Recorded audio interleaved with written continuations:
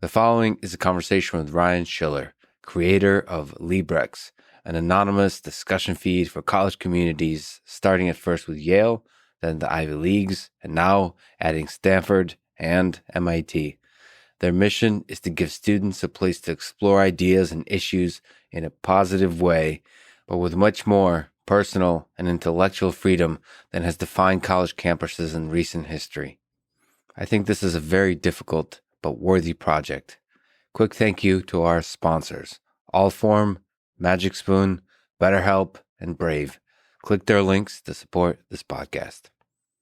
As a side note, let me say that Ryan is a young entrepreneur and genuine human being who quickly won me over.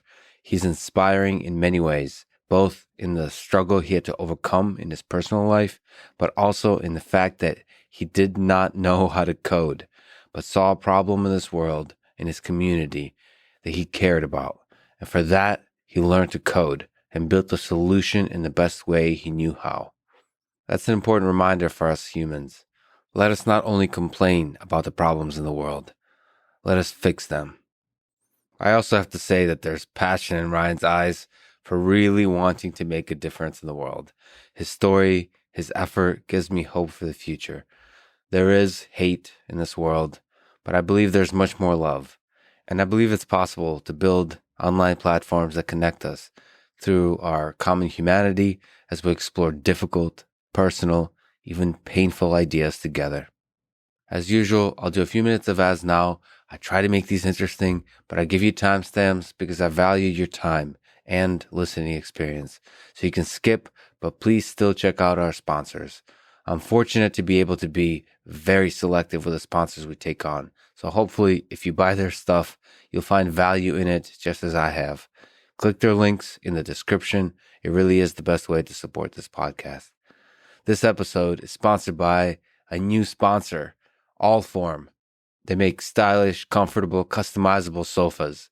For an engineering mind, their modular design pleases my soul. I say they're a new sponsor, but I've had their stuff for quite a while.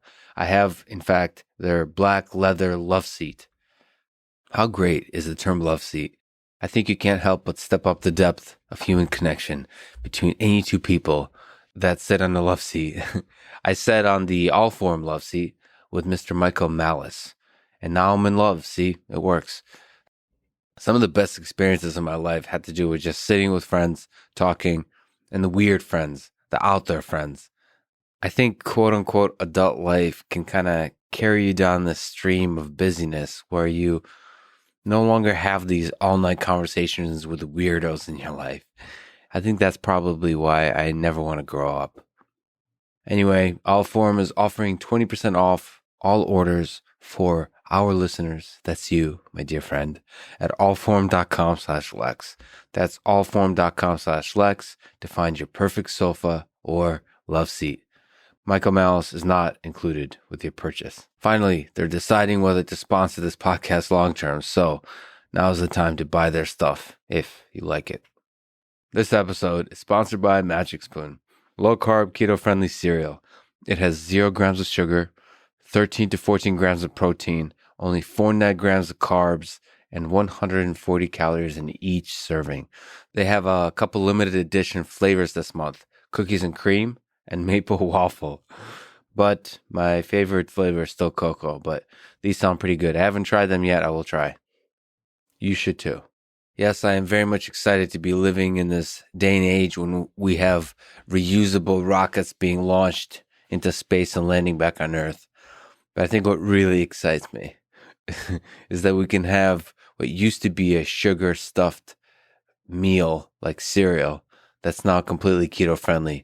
Anyway, Magic Spoon has a 100 happiness guarantee, so if you don't like it, they refund it. Even Dostoevsky, Sartre, and Camus would be impressed.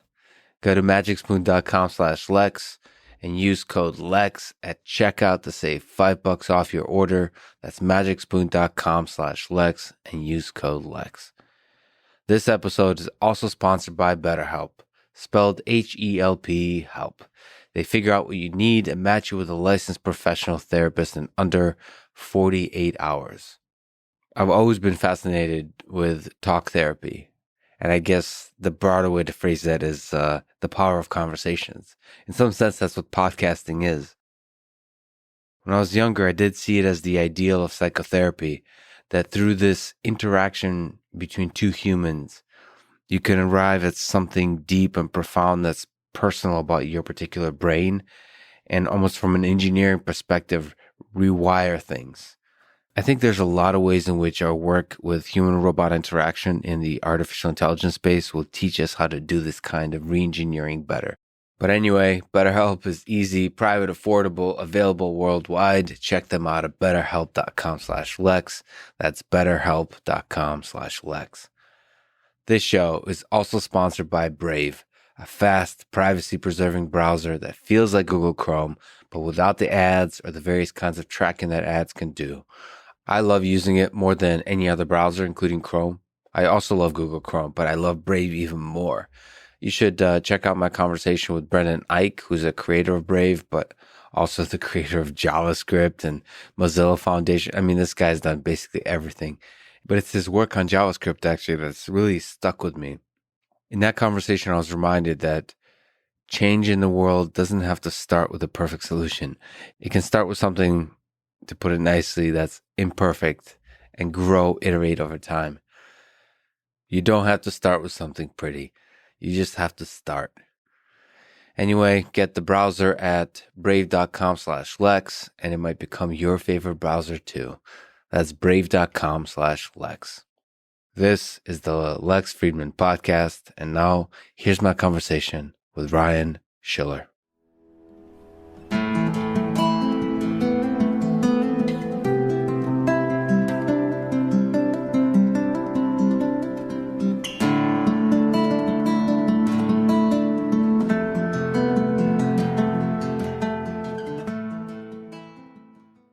Let's start with the basics. What is Librex? What are its founding story and founding principles? And looking to the future, what do you hope to achieve with Librex? Sure. Let me break that down. So what is Librex? Librex is an anonymous discussion feed for college campuses. It's a place where people can have important and unfettered discussions and open discourse about topics they care about, ideas that matter. And they can do all of that completely anonymously with verified members of their college community. And we exist both on each Ivy League campus, and we have an inter-Ivy community. And actually this week we just opened to MIT and Stanford. So now we have really? MIT? Yes. Stanford. So we have MIT and Stanford communities, and I expect you to sign up for your MIT account and start posting. What are, for people who are not familiar, like me actually, which are the Ivy Leagues?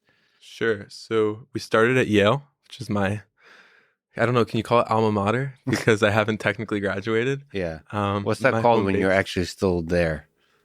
My university. Yeah, I guess we'll just call it home. That's my home. Educational home. Started at my educational home of Yale, and then we moved to, and we could get into the story of this eventually if you'd like. Sure. And then we went to Dartmouth, and then quarantine hit.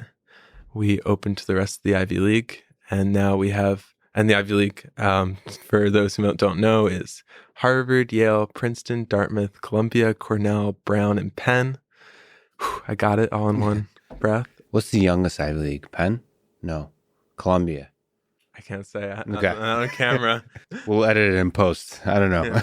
I'll just say each of all 8 of them, and then you can just like get it in. Yeah. Like Penn, Harvard. There's actually a really nice software that people should check out, like a service which is using machine learning really nicely for podcast editing, where you can, it learns the voice of the speaker, and it can change the words you said. It's like some deep fake stuff. It's deep fake, but for positive applications. It's very interesting. It's like the only deep fake positive applications I've seen. I have a friend who's obsessed with deep fakes. Yeah. What's great about, I think, deep fakes is that it's going to do the opposite of sort of what's happening with our culture, where everyone will have plausible deniability. Yeah, exactly. I mean, that's the hope for me, is there's so many fake things out there that we're going to actually be much more skeptical and think and take in multiple sources and actually like reason, like use common sense and use like deep thinking to understand like what is true and what is not. Because, we used to have like traditional sources like the New York Times and all these kinds of publications that had a reputation. There are these institutions and they're the source of truth. And when you no longer can trust anything as a source of truth, you start to think on your own. That gives power to the individual. That takes us way back to like where I came from, the Soviet Union, where you can't really trust any one source of news. You have to think on your own. You have to talk to your friends. Tremendous amount of intellectual autonomy, don't you think? Think about the societal consequences. Absolutely. I mean, we see so much decentralization in all aspects of our digital lives now, but this is like the decentralization of thought. Yes. You could say it's sadly, or I don't think it's sad, is decentralization of truth, where like truth is a clustering thing, where you have these like this point cloud of people just swimming around, like billions of them, and they all have certain ideas. And what's thought of as truth is almost like a clustering algorithm when you just get a bunch of people that believe the same thing. That's truth. But there's also another truth, and there might be like multiple truths. And it would be like a battle of truths. Maybe even the idea of truth will like lessen its power in society, that there is such a thing as a truth. Because like the downside of saying something is true is it's almost the downside of what people like religious people call scientism, which is like once science has declared something as true, you can't no longer question it. But the reality is science is a moving mechanism. You're constantly questioning, and then maybe truth should be renamed as a process, not a final destination. The whole point is to keep questioning, keep discovering. Kind of like we're going backwards in time. So like back when people were sort of finding their identities and we were less globalized, right? Like people would get together and they'd get together around common value system, common morals, and a common place. And those would be sort of these clusters of their truth, right? And so we have all these different like civilizations and societies across the world that created their own truths. You know, we talk about the Jews and the Talmud and Torah. We can look at Buddhist texts. We can look at all sorts of different truths and how many of them get at the same things, but many of them have different ideas or different articulations. Harari and Sapiens rewinds that even farther back into like caveman times. That's the thing that made us humans special, is who can develop these clusters of ideas, hold them in their minds through stories, pass them on to each other, and it grows and grows. And finally, we have Bitcoin.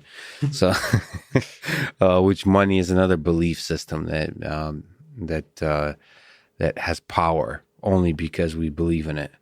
And is that truth? I don't know, but it has power, and it's carried in the minds of millions, and thereby has power. But back to Librex. Sure. So what's the founding story? What's the founding principles of Librex? Sure. So I was on campus as a freshman, and I was talking to my friends. Many of them felt like it was hard to raise your hand in class to ask a question. They really felt like even outside the classroom, it was hard to be vulnerable. And the thing you have to understand about Yale is it's not that big a place. Everyone knows someone who knows you, basically. Yeah. And people come to these schools, first of all, they're home for people, and they want to be themselves. They want to feel like they can be authentic. They want to make real friendships. And second of all, it's a place where people go for intellectual vitality, to explore important ideas and to grow as thinkers. And fortunately, due to the culture, my friends expressed that it was very difficult to do that. And I felt it too. And then I go and talk to my professors. And I remember I talked to one specific global affairs professor, and I was taking his class, and his area of expertise was in the Middle Eastern conflict. And I went to him and I said, Professor, we're almost finished this class, and we haven't even gotten to sort of the reason I originally wanted to take the class was to hear about your perspective on the Middle Eastern conflict. Because something I'd learned at Yale, and this is maybe a sort of a tangent, but I'll flesh it out a bit. Something I'd learned at Yale is that you can learn all sorts of things from a textbook. And what you kind of go to Yale to do is to get like the opinions of the experts that go beyond the textbook and to have those more in-depth conversations. And so that's sort of the added value of going to a place like Yale and taking a course there as opposed to just reading a textbook. But also interact with that opinion. Exactly. In person, yeah. To interact with that opinion, to hear it, to respond to it, to push back on it, and to have that with some great minds, and there really are great minds at Yale. Don't get me wrong. It's still a place of tremendous brilliance. Yeah. So I'm talking to this professor, right?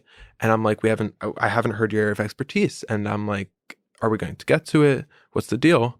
And this is during office hours, mind you. So we're one-on-one. And he says, Ryan, to be honest, I used to teach this area every single year. In fact, I would do a section on it, which is like a small seminar, like breakaway from the class, where he would talk to the students in small groups and explain his perspective, his research, and have a real debate about it, like around a Harkness table. And he said, I used to do this. And then about 2 years ago, a student reported me to the school, and I realized my job was at risk. And I realized the best course of action was basically just not to broach the topic. And so now I just don't even mention it. And he's like, you can say whatever you want, but I'm not going to be a part of it. And it's a real shame. It's a real loss to all of the students who I think came to the school to learn from these brilliant professors. In that context of these world experts, the problem seems to be that reporting mechanism where there's a disproportionate power to a complaint of a young student, a complaint that an idea is painful or an idea is disrespectful to, or ideas creating an unsafe space. And the conclusion of that, I'm not sure what to do with that because it's a single reporting, maybe a couple, but that has more power than the idea itself. And that's strange. I don't know how to fix that in the administration except to fire everybody.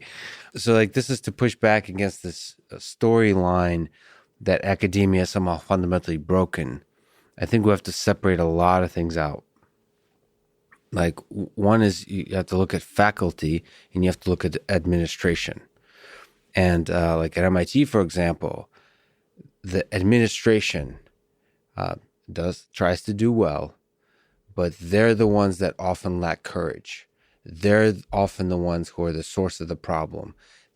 When people criticize academia, and I'll just speak to myself, I'm willing to take heat for this, is they really are criticizing the administration, not the faculty, because the faculty oftentimes are the most brilliant, the boldest thinkers that you think. Whenever you talk about we need the truth to be spoken, the faculty are often the ones who are in the possession of the deepest truths in their mind. In that sense, and they also have the capacity to truly educate in the way that you're saying. And so it's not broken fundamentally, but there's stuff that that's not working that well. It needs to be fixed. You kind of took my words. That's what I thought you were going to ask me, if I think the Ivy League is broken. And that's exactly it. So you don't think, so on the question, do you think the Ivy League is broken? How do you think about it? The academia in general, I suppose, but Ivy League still, I think it represents some of the best qualities of academia. Yeah, what more is there to say there? I think the Ivy League is producing tremendous thinkers to this day. I think the culture has a lot that can be improved. But I have a lot of faith in the people who are in these institutions. I think, like you said, the administration, and I have to be a little careful because, I've been in some of these committees, and I have talked to the administration about these sorts of things. I think they have a lot of stakeholders, and unfortunately, it makes it difficult for them to always serve these brilliant faculty and the students in the way that they would probably like to. Yeah. Okay. So this is me speaking, right? The administration, I know the people, and they're oftentimes the faculty holding positions in these committees, right? Yes. But it's in the role of quote unquote service. They're trying to do well. They're trying to do good. But I think you could say the mechanism is not working. But I could also say, my personal opinion is they lack courage, and two, grace when they walk through the fire. So courage is stepping into the fire, and grace when you walk through the fire is maintaining that as opposed to being rude and insensitive to the lived quote unquote experience of others, or just not eloquent at all. like as you step in and take the courageous step of talking, saying the difficult thing, doing it well, like doing it skillfully. So both of those are important, the courage and the skill to communicate difficult ideas. And they often lack them because they weren't trained for it, I think. So you can blame the mechanisms that allow 19, 20-year-old students to have more power than the entire faculty. Or you could just say that the faculty need to step up and grow some guts and skill of graceful communication. And really administration. Well, yeah. And the administration. That's right. That's the administration. Because the faculty are sometimes some of the most brave, outspoken people. Yes. Within the bounds of their career. Yeah. So that takes that's like the founding kind of spark of a fire that led you to then say, okay, so how can I help? Yeah. And I explored a lot. I explored a lot of options. I wrote many articles to my friends, talked to them, and I realized it sort of needed to be a cultural change. It sort of needed to be bottom up, grassroots. Something I knew the energy was there because you just look at the most recent institutional assessment from Yale. This was basically the number one thing that students, faculty, and alumni all pointed to the administration was cultivating more conversations on campus and more difficult conversations on campus. So the people on campus know it. And you look at a Gallup poll, 61% of students are on Ivy League campuses afraid to speak their minds because of the campus culture. The campus culture is causing a sort of freezing effect on discourse. Can you pause on that again? So What percentage of students feel afraid to speak their mind? 61% nationally. And you're talking about, places nothing like the Ivy League, where I'd imagine it would be even worse because of just the way that these communities kind of come about and the sorts of people who are attracted or are invited to these sorts of communities. That's nationwide, that college students, and it's going up, that college students are afraid to say what they believe because of their campus climate. So it's a majority. It's not a conservative thing.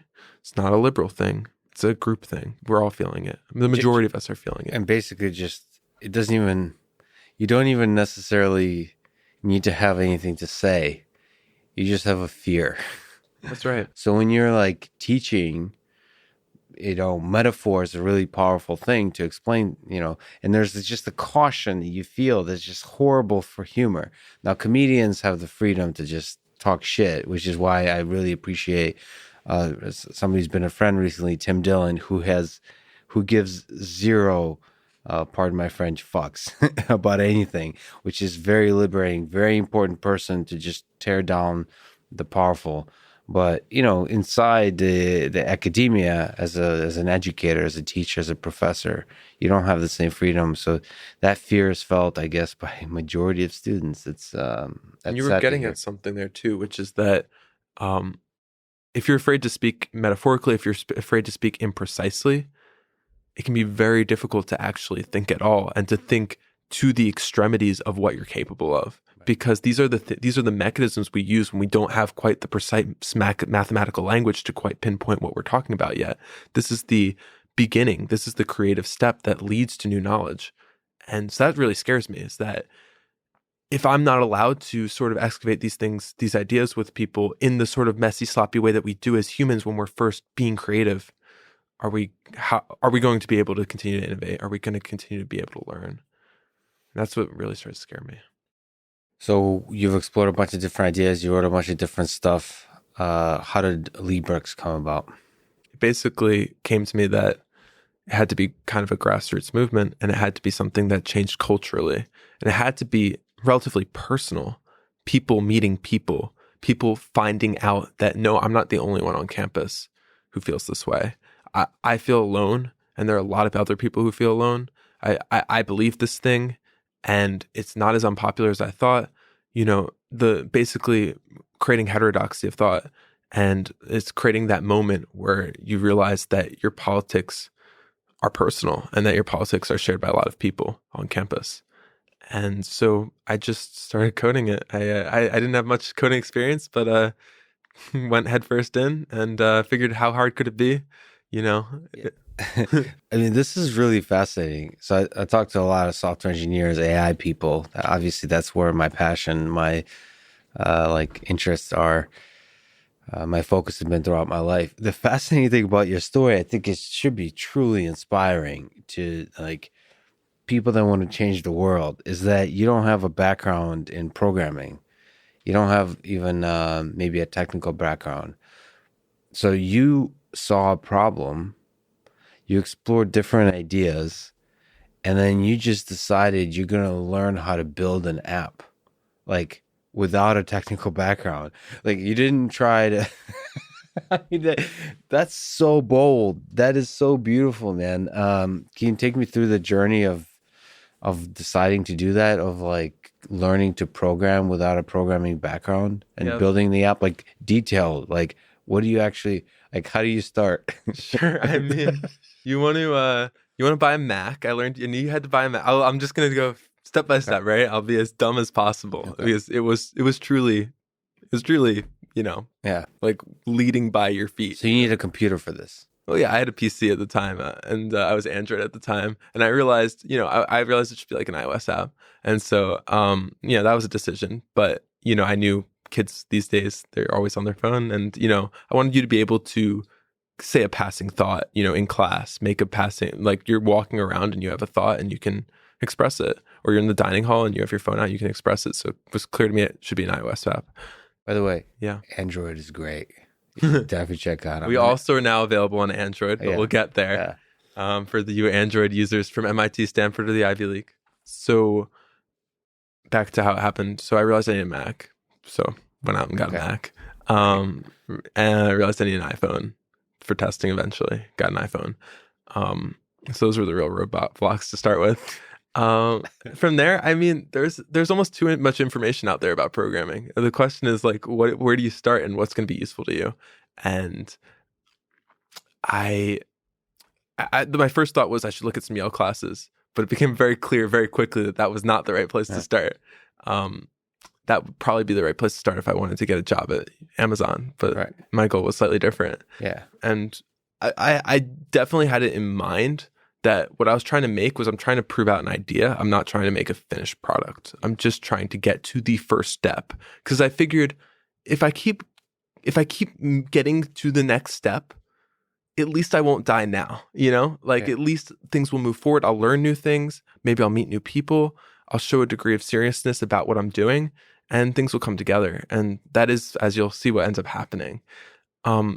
So I start with Swift, right? And I find this video from the Stanford professor that had like 1 million views that was like how to make basically Swift apps. Like perfect. And you just like, so you got this Mac and you go to google.com and you type in download Xcode. And then Xcode. Yeah. And then I type in on YouTube, like Stanford, iOS, Swift, enter. First YouTube video has 1 million views. I'm like, it has to be good at Stanford. It has 1 million views. I got lucky. That turned out to be a very good video. And it's basically like introductory course to Swift. Yeah, I mean, you say introductory. I think most of the people in that class probably had a much better background than I did. They're software developers, probably. They're like computer scientists. And it was slow for me. I don't think I realized it fully at the time, just how far behind I was from the rest of the class. Because I was like, wow, it seems like people are picking this up really quickly. So it took a little longer and, a lot of time on Stack Overflow, but eventually I made a truly minimal viable product, the most minimal. Like we're talking, put text on screen, add text to screen, comment on top of text, make a post, make a response. And anyone with a Yale email can do this. And you plug it into a cloud server and you verify people's accounts and you're off. You have to figure out how to, like the whole idea of like having an account. So there's a permanence, like you can create an account with an email, verify it. Okay. So that's not, And that's literally how I thought about it, right? Like, so what do I need to do? And I'm like, well, the first thing I need is a login page.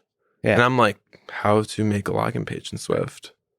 I mean, it's that easy. If this has been done before, of course. And then the first page that pops up is probably a pretty damn good page when you Google it wasn't that bad. It wasn't perfect, but like maybe it got me 80% of the way there. Yeah. And then I came into some bugs. And then, I asked Stack Overflow a few questions. And then I got a little further, and then I found some more bugs. And then I'm like, maybe this isn't the right way to do it. Maybe I should do it this way. And I'm sure my code isn't great, but the goal isn't to make great code. The goal wasn't to make scalable code. It was to understand, is this something my friends will use? Like, what is the reaction going to be if I put it in their hands? And am I capable of making this thing? And that's awesome. And so you're focusing on the experience, like actually just really driving towards that first step, figuring out the first step and really driving towards it. Of course, you have to also figure out like concept of like storage, like database. You know something funny? What's that? I just made the database structure with no knowledge of databases whatsoever. And I start showing it to my friends who have an experience in CS, and they're like, you used a heap. That's so interesting. Or like, why did you decide to store it in this way? I'm like, bro, I don't even know what a heap is. Yeah. I just did it because it works. Like, I'm trying to make calls and stuff, and they're like, they're like, the hierarchy is really like, and I'm like, what? Well, there's a deep, profound lesson in there that I don't know how much you've interacted with computer science people since, but they tend to optimize and have these kind of discussions. And what results is over optimization. It's like worrying, is this really the right way to do it? And then you go, as opposed to doing the first thing on Stack Overflow, you go down this like rabbit hole of what's the actual proper way to do it. And then you're like, you wake up 5 years later working at Amazon because you've never finished the login page. Like, it's kind of hilarious, but that's a really deep lesson. Like, just get it done. And there's like, what's a heap, bro? is the right, that should be a t-shirt. That's really the right approach to building something that ultimately creates an experience, and then you iterate eventually. That's how some of the greatest software products in this world have been built, is you create it quickly and then just iterate. What was, by the way, in your mind, the thing that you were chasing as a prototype? Like, what was the first step that it feels like something is working? Like, is it you interacting with another friend? Yeah, I think the first step was like, it's one thing to tell someone about an idea, but it's another thing to put it in their hands and kind of see like the way their eyes kind of look. Yeah. And when I'd walk around cross campus, which is part of Yale, and I'd literally just go up to people and run up to them and be like, try this. You got to try this. This is pre-quarantine, by the way, of course. This would never be the same post-quarantine, but like, you got to try this. You got to try this. Like, what is it? And I'd be like, and I'd explain, it's like an anonymous discussion feed for our Yale campus. Yeah. And you'd see their gears turning, and some people would be like, not interested. Yeah. I'm like, fine, not your target demographic. I get it. You'll come eventually. But some people, like, you could see it. They got it. They're like, yes. And that's when I was like, okay, there is, and you don't need 50% of people to like it. Yeah. You need what? 5%, 10% to love it, and then they'll tell 5%, 10%. Yeah, word of mouth. Yeah. And you're good. Of course, the first version was very, very crappy, but seeing people trying despite all the crappiness was sort of enough to be the first step. And since then, all of my code's been stripped out. I now have friends who basically have told me, don't bother with the coding part. Yeah. You do the rest. You just make sure that we can code, because they want to code. Great. I mean, I'm not an engineer. Yeah. I never intended to be an engineer, and there's a lot to do that's not engineering. Yes. But the point was just to validate the idea, so to speak. When was the moment that you felt like we've created something special? Maybe a moment where you're proud of that this has the potential to actually be the very implementation of the idea that I initially had.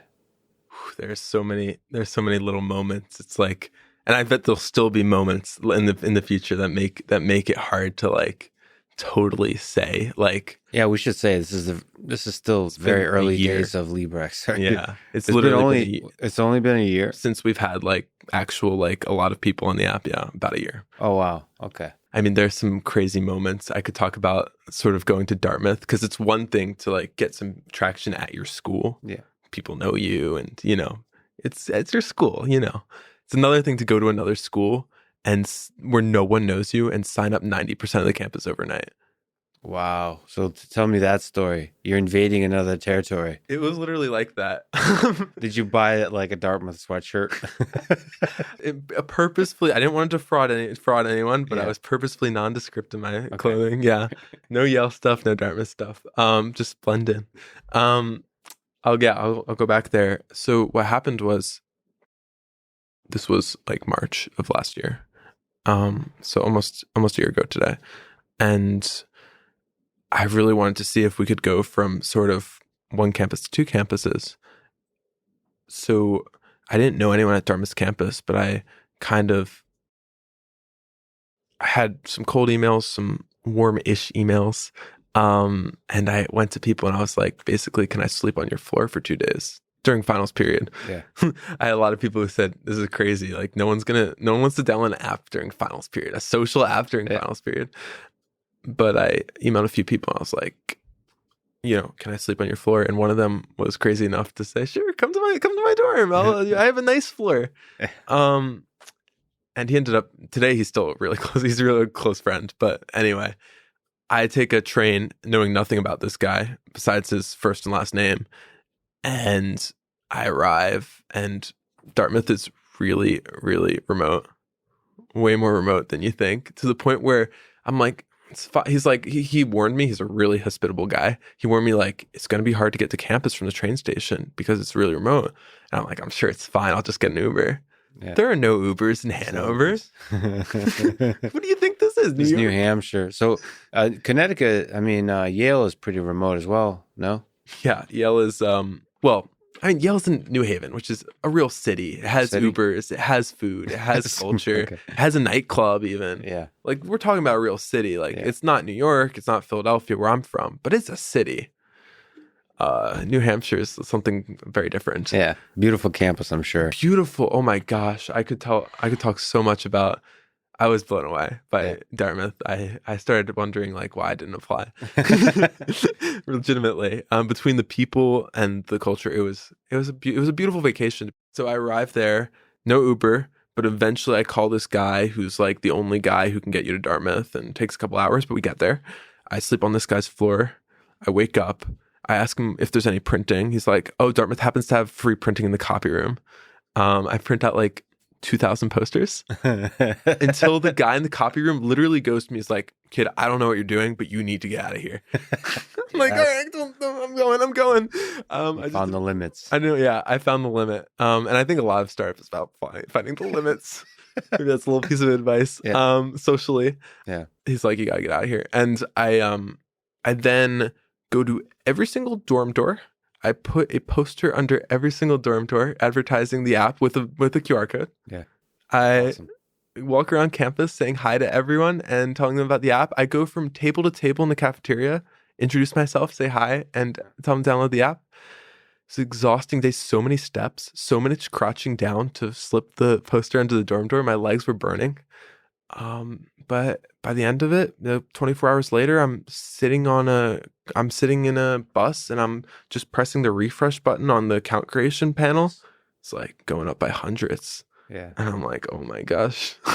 There's the word of mouth happening. Is working in a sense. I mean, certainly your like initial seed is powerful. Just a piece. Yeah. But then the word of mouth is what carries it forward. And what was the explanation you gave to the app? It's is anonymity a fundamental part of it? Like saying this is a chance for you to speak your mind about your experiences on campus. Yeah, I think people get it. You don't need to. What I've realized is you don't need to tell people why to try it. Yeah, they know. Yeah, there's a hunger for this. Exactly. Yeah. So all I do is I'm very factual. I said, and this is where I kind of ended up coining the line that I now use to say it because I said it so many times in those 24 hours. I just said it's an anonymous discussion feed for Dartmouth. And they're like, yes. Like they've been waiting for it. Some people are more skeptical, but a lot of people were like, great, I'm excited to try this. I'm excited to meet people and connect. And I mean, the way Dartmouth's taken to it is incredible. Everything from professors writing poems during finals period to be like, good luck in finals period, you're gonna rise like a phoenix or whatever, to like, yeah, it's crazy, to I heard about two women meeting on Librex and starting a finance club at Dartmouth. Two significant others meeting. There's an article recently written up at Yale as well about two queer women who met on Librex and started a relationship, which was pretty interesting to see. People throwing parties pre-COVID. Yeah, it was just amazing to see how when you allow people to be vulnerable and social, they connect. People have this natural desire to connect. Yeah, when they have a natural desire to have a voice, and then when that voice is paired with freedom, then you could truly express yourself, and there's something liberating about that. And in that sense, you're connecting as your true self, whatever that is. What are the most powerful conversations you've seen on the app? You mentioned like people connecting. The hard part of that is the sorting, figuring out which one am I going to put at the top. Mental sorting out. Just something that stand out to you. Sorry, I don't mean to do like the top 10 conversations ever of all time ever on the app. I just mean like stuff that you remember that stands out to you. I remember this one really amazing comment from this. He was a Mexican international student who spoke out, and this post was super edgy, but yet it got hundreds and hundreds of upvotes within the Yale community. It was a Yale community specific post. And we should point out that there's a school specific community now, and there's an all Ivy community. So this was specifically in the Yale community. And this was a little while ago, but it stuck with me. This Mexican international student comes to Yale, and he starts talking about his experience in the La Casa, which is the Mexican Latinx, as they would say, cultural center at Yale, and how he doesn't feel welcome there because he's Roman Catholic, basically, and international, and how he doesn't feel like he fits with their agenda. And as a result, this place that's supposed to be home for him, he feels outcasted in and feels more alone than he does anywhere else on campus. That's powerful. Yeah. That was powerful to me. Yeah, it's hearing someone who should be feeling supported by this culture say, actually, this is not doing anything for me. Like, this is not helping me.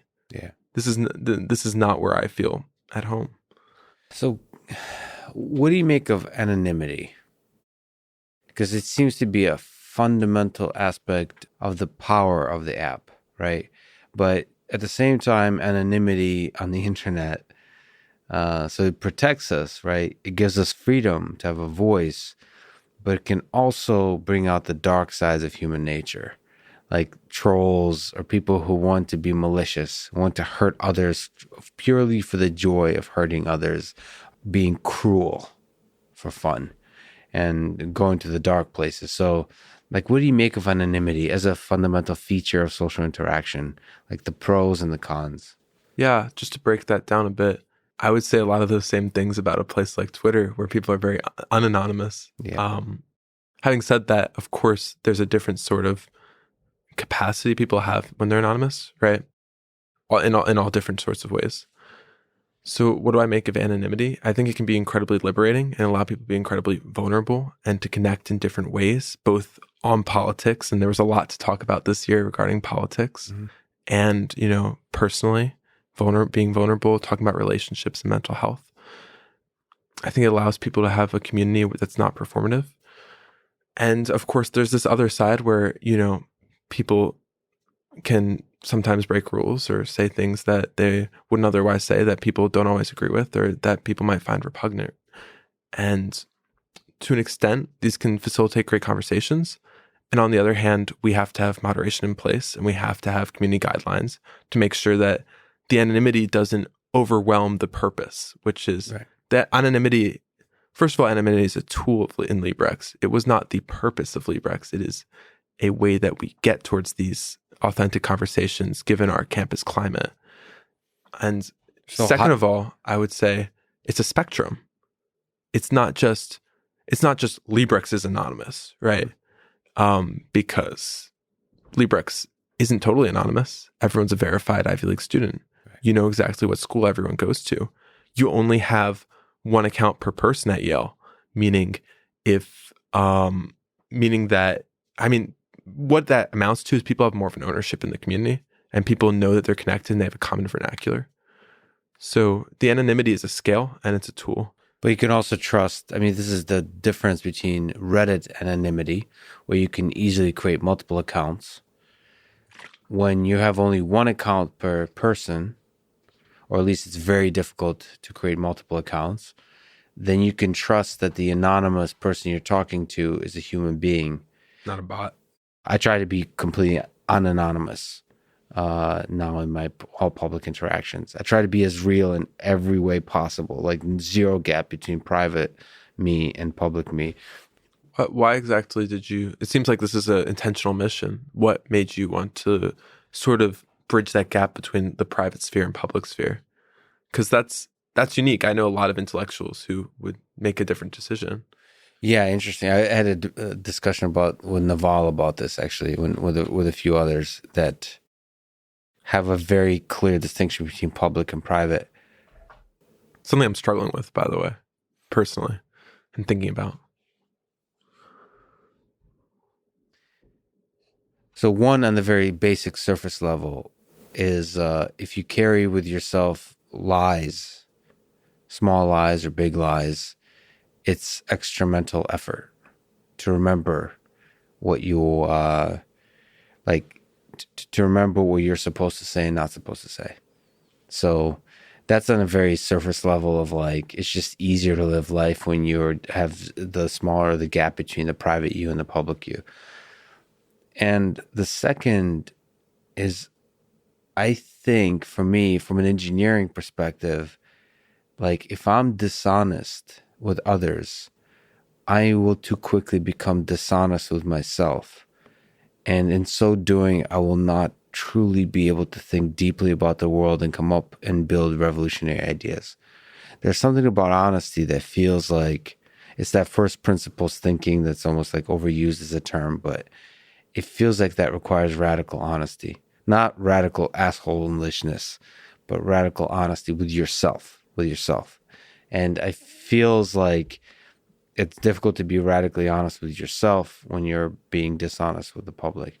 And also, I have a nice feature, honestly, that in this current social context, so we can talk about race and gender, and what are the other topics that are touchy? Ethnicity and nationality. All those things. I mean, like family structure. Maybe I'm ineloquent in the way I speak about them, but I honestly, when I look in the mirror, like I'm not deeply hateful of a particular race or even just hateful of a particular race. I'm sure I'm biased and I try to like think about those biases and so on. And also, I don't have any creepy shit in my closet about women. Like I haven't done, it seems like everybody, it seems like a lot of people did a lot of creepy stuff in their life.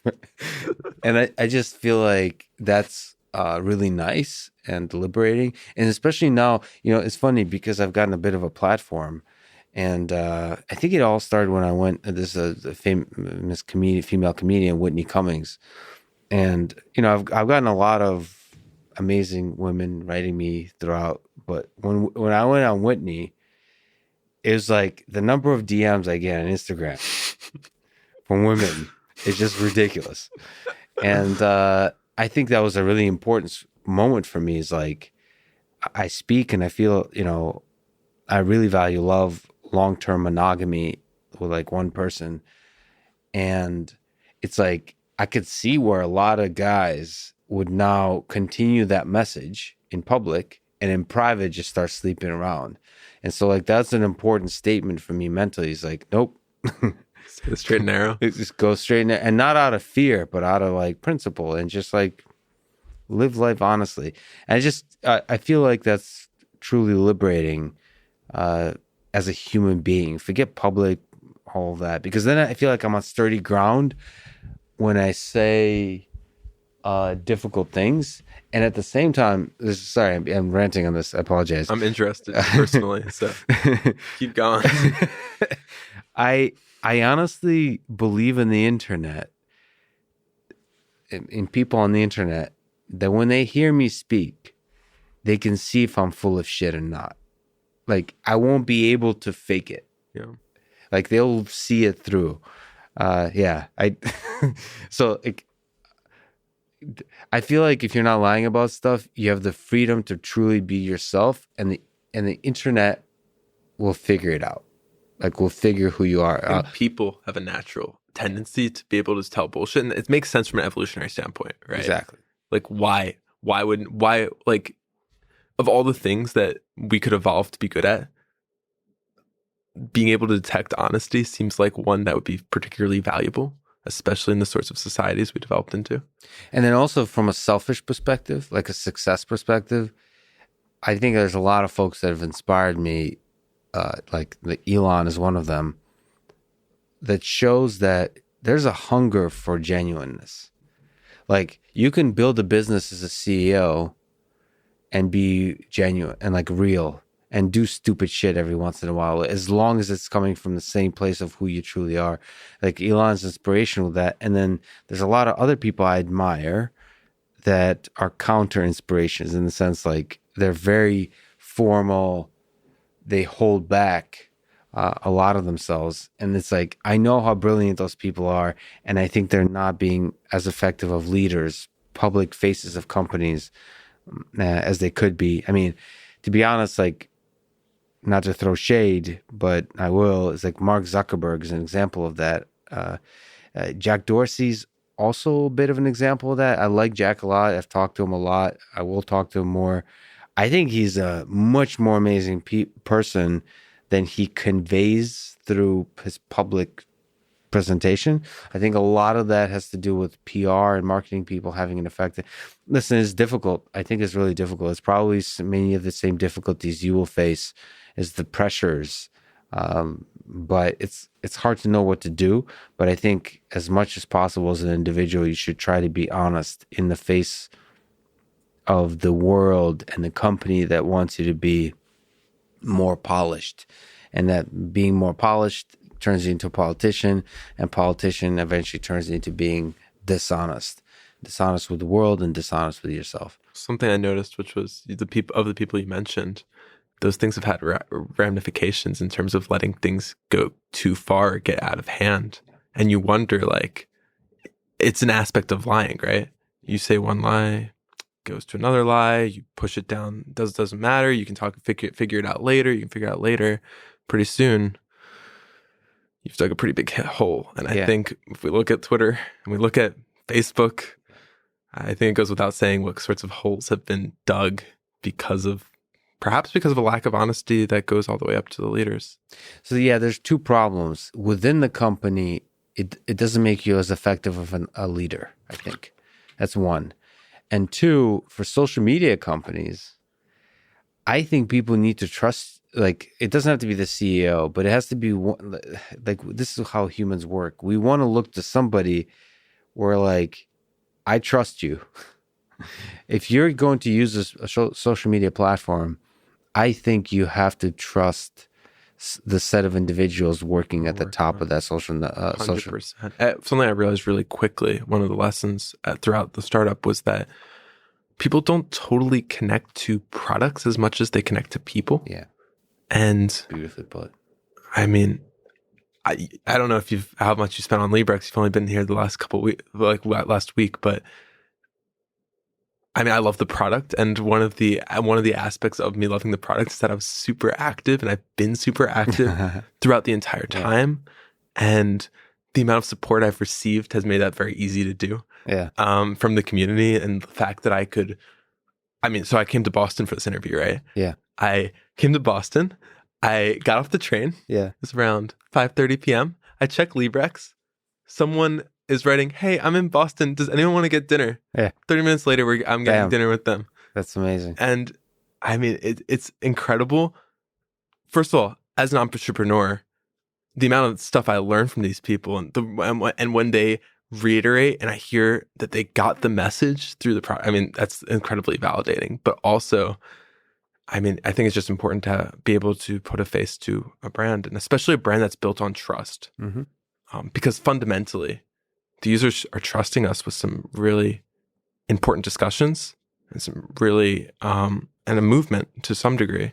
It's a community and a movement. I'll tell you actually why I didn't use the app very much so far is there's something really powerful about the way it's constructed, which I felt like a bit of an outsider because I don't know the communities. It felt like it's a really strong community around each of these places. Yeah. And so I felt like it made me really wish there was an MIT one.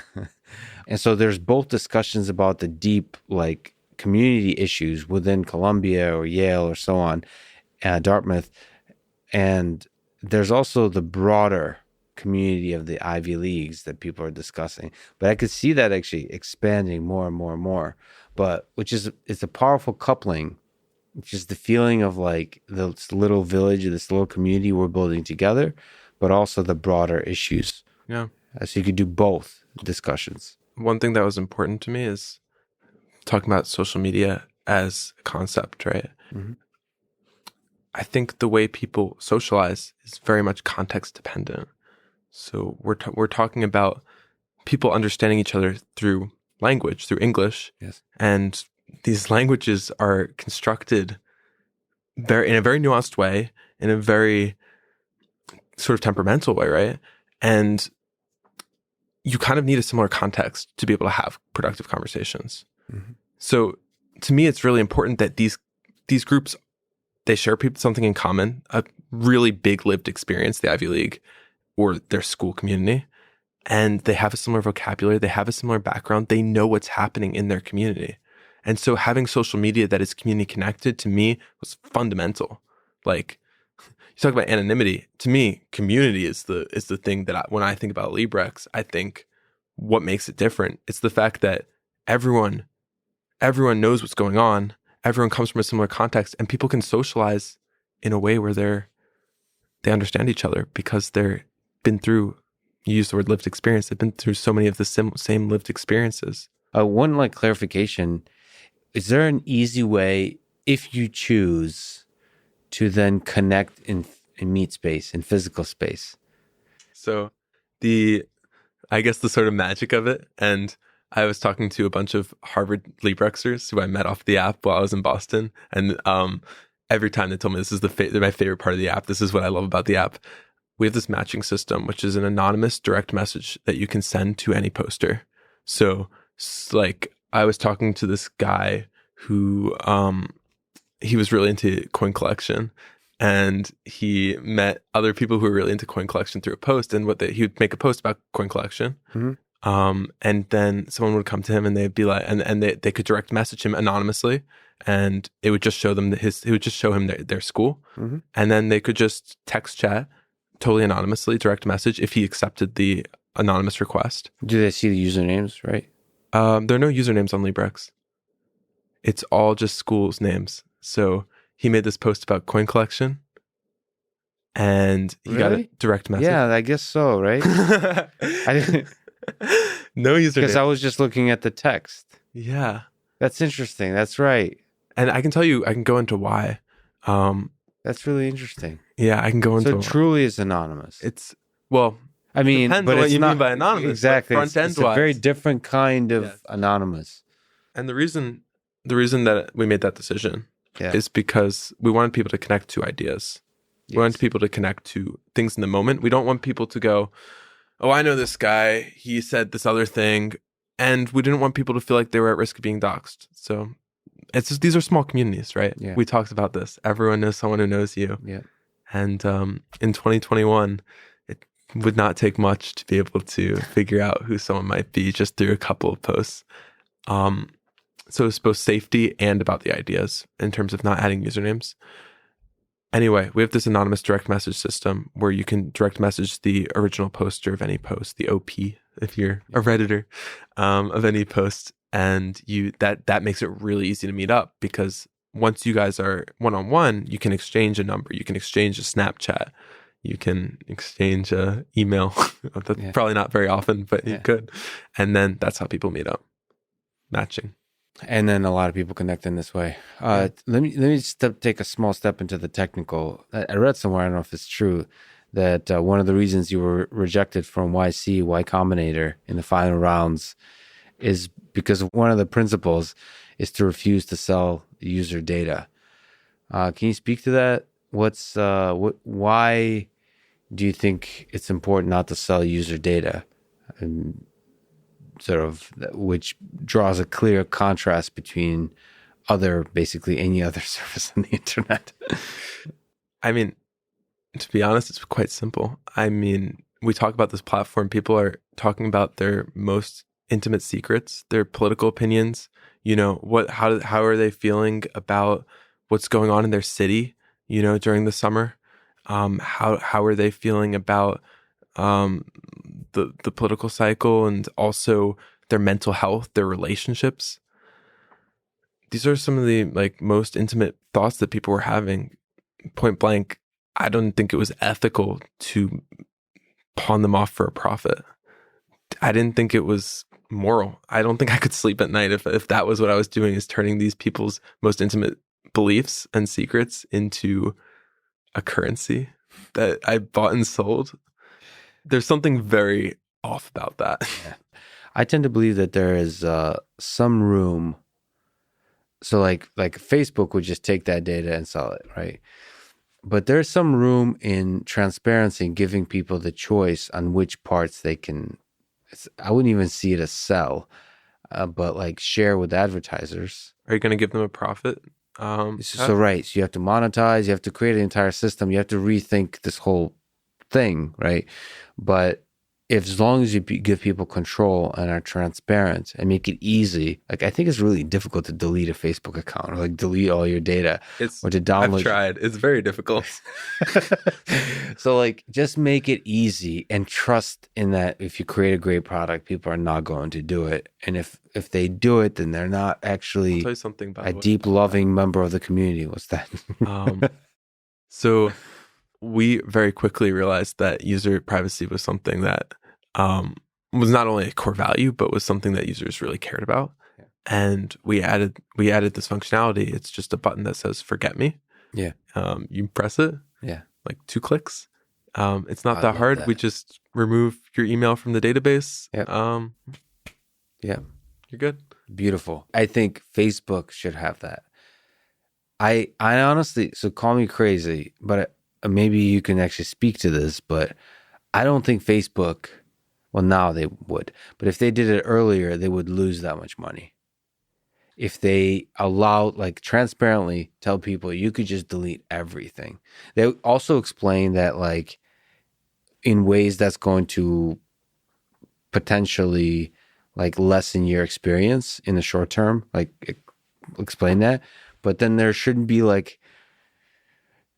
multiple clicks of a button that don't make any sense. I'm trying to hold back from ranting about Facebook, Instagram, because let me just say real quick, because I've been locked out of Instagram for a month, and there's a whole group inside Facebook that are supporters of help Lex, free Lex. I wasn't blocked. It was just a bug in the system. Somebody was hammering the API with my account, and so they kept thinking I'm a bot. Anyway, it's a bug. It happens to a lot of people, but first of all, I appreciate the love from all the amazing engineers on Instagram and Facebook. Love those folks. The entire mechanism, though, is somehow broken. I mean, I put that on the leadership, but it's also difficult to operate a large company once it scales, all those kinds of things. But it should not be that difficult to do some basic things that you want to do, which is, in the case of Facebook, that's verify your identity to the app. And also in the case of Facebook, in the case of Librex, disappear. If you choose. There's downsides to disappearing, but it should not be a difficult process. And I think people are waking up to that. I think there's a lot of room for an app like Librex with its foundational ideas to redefine what social media should look like. And like you said, I think beautifully, anonymity is not the core value. It's just a tool you use. And who knows, maybe anonymity will not always be the tool you use. If you give people the choice, who knows what this evolves from the login page that you initially created. The key thing is the founding principles. And again, who knows, if you give people a really nice way to monetize their data, maybe there'll no longer be a thing that you say, do not sell user data. Yeah, all those kinds of things. But the basic principles should be there.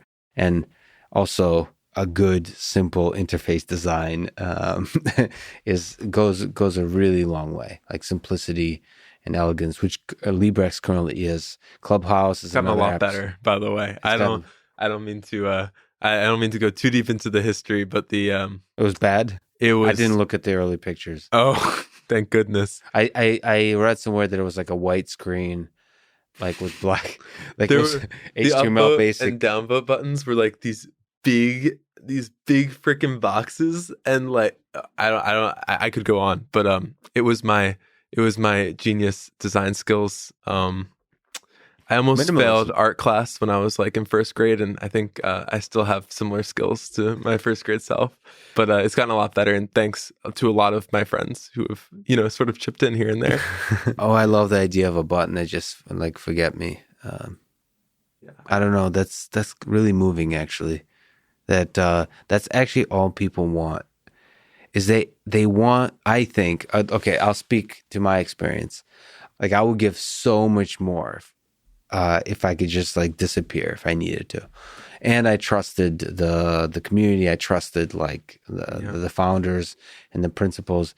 That's really powerful, man. The like trust and ease of escape. Yeah. You've also kind of mentioned moderation, which is really interesting. So with this anonymity and this community, I don't know if you've heard of the internet, but there's trolls on the internet. So I've heard. And even if they go to Yale and Dartmouth, there's still people that probably enjoy the sort of being the guerrilla warfare counter-revolutionary and just like creating chaos in a place of love. So how do you prevent chaos and hatred breaking out in Librex? So the way I think about it is we have these principles. They're pretty simple and they're pretty easy to enforce. And then beyond the principles, we have a set of moderators, a moderator from every single Ivy League school, a team of diverse moderators who enforce these principles, but not only enforce the principles, but kind of clue us in to what's happening in their community and how the real life context of their community translates to the Librex context of their community. And beyond that, we have conversation with them about the standards of the community. And we're constantly talking about what needs to be further elucidated and what needs to be tweaked. And we're in constant communication with the community. Now, if you want me to get into the principles that underlie Librex's moderation policy. Yeah, please. Maybe you can explain that there's moderators. What does that mean? How are they chosen? And what are the principles under which they operate? Sure. So how are the moderators chosen? The moderators are all volunteers. They're Librexers who reach out to me and respond to the opportunity to become moderator. And the way they're chosen is basically we want to make sure that they're in tune with their community. We want to make sure they come from diverse backgrounds, and we want to make sure that they sort of understand what the community is about. And then we ask them some questions about how they would deal with certain scenarios, ones that we've had in the past and we feel strongly about, and then also ones that are a little more murky, where we want to see that they're sort of thinking about these things in a critical way. Yeah. And from there, we choose a set, and they have the power to take down posts. Of course, everything at the end of the day pens my review, but they can take them down and we can reinstate them if it's a problem. But they can take down posts and they can advocate for, different moderation standards and different moderation policies.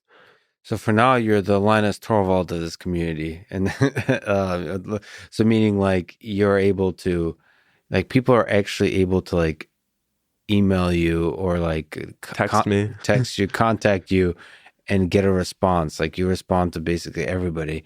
And then you're like really, you're living that live on people's floor life currently. That's not necessarily, this is the early days, folks. I knew Ryan before lovely? He was a billionaire and he was cool. And then he was in a mansion making meats on his barbecue. No, okay. But, how does it scale? Like what I suppose how does it scale is the question. I mean, with Linus, I don't know if you're familiar with the Linux open source community, but he still stayed at the top for a while. It was really important. Like leadership there was really important to drive that large scale, really productive open source community.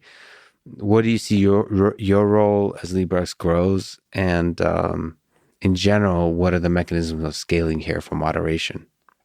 The way I see it, open discourse is fundamental to the purpose of the app, right? So as the, I guess you could say, founder, CEO, what have you, part of my purpose has to be to enforce the vision, right? And part of the vision is open discourse. And that does come down in part to reasonable moderation and community guided reasonable moderation. So I imagine that will always be something that I'm intimately involved with to some degree.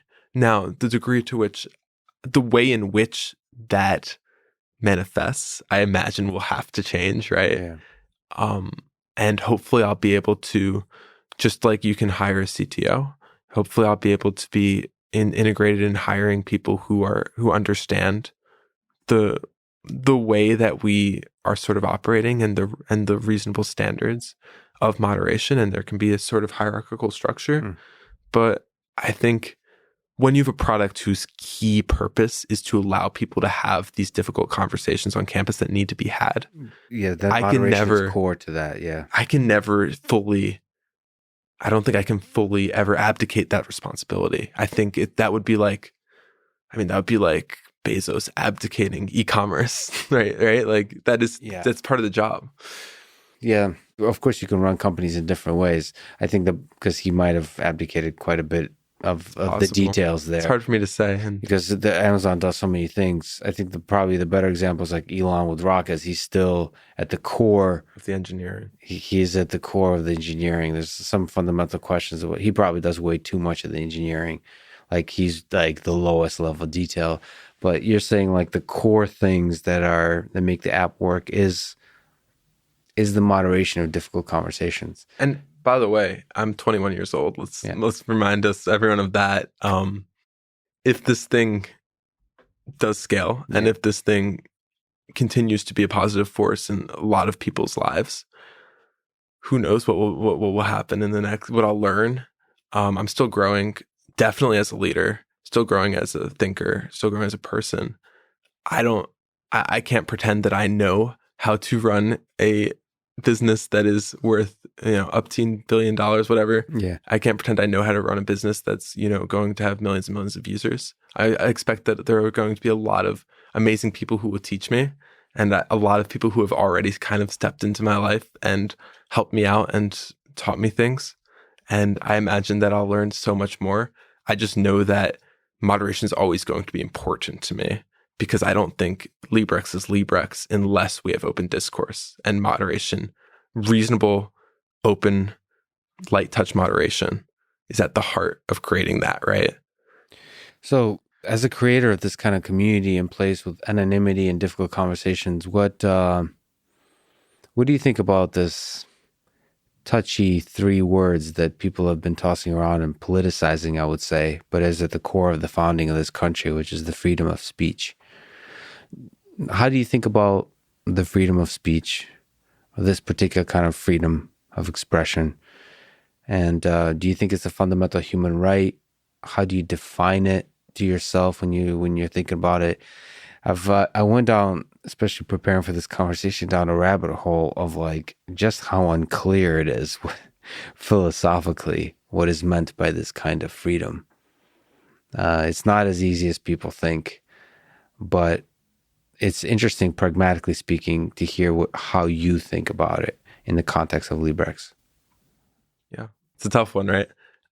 There's a lot there. So I come from the background of being a math major.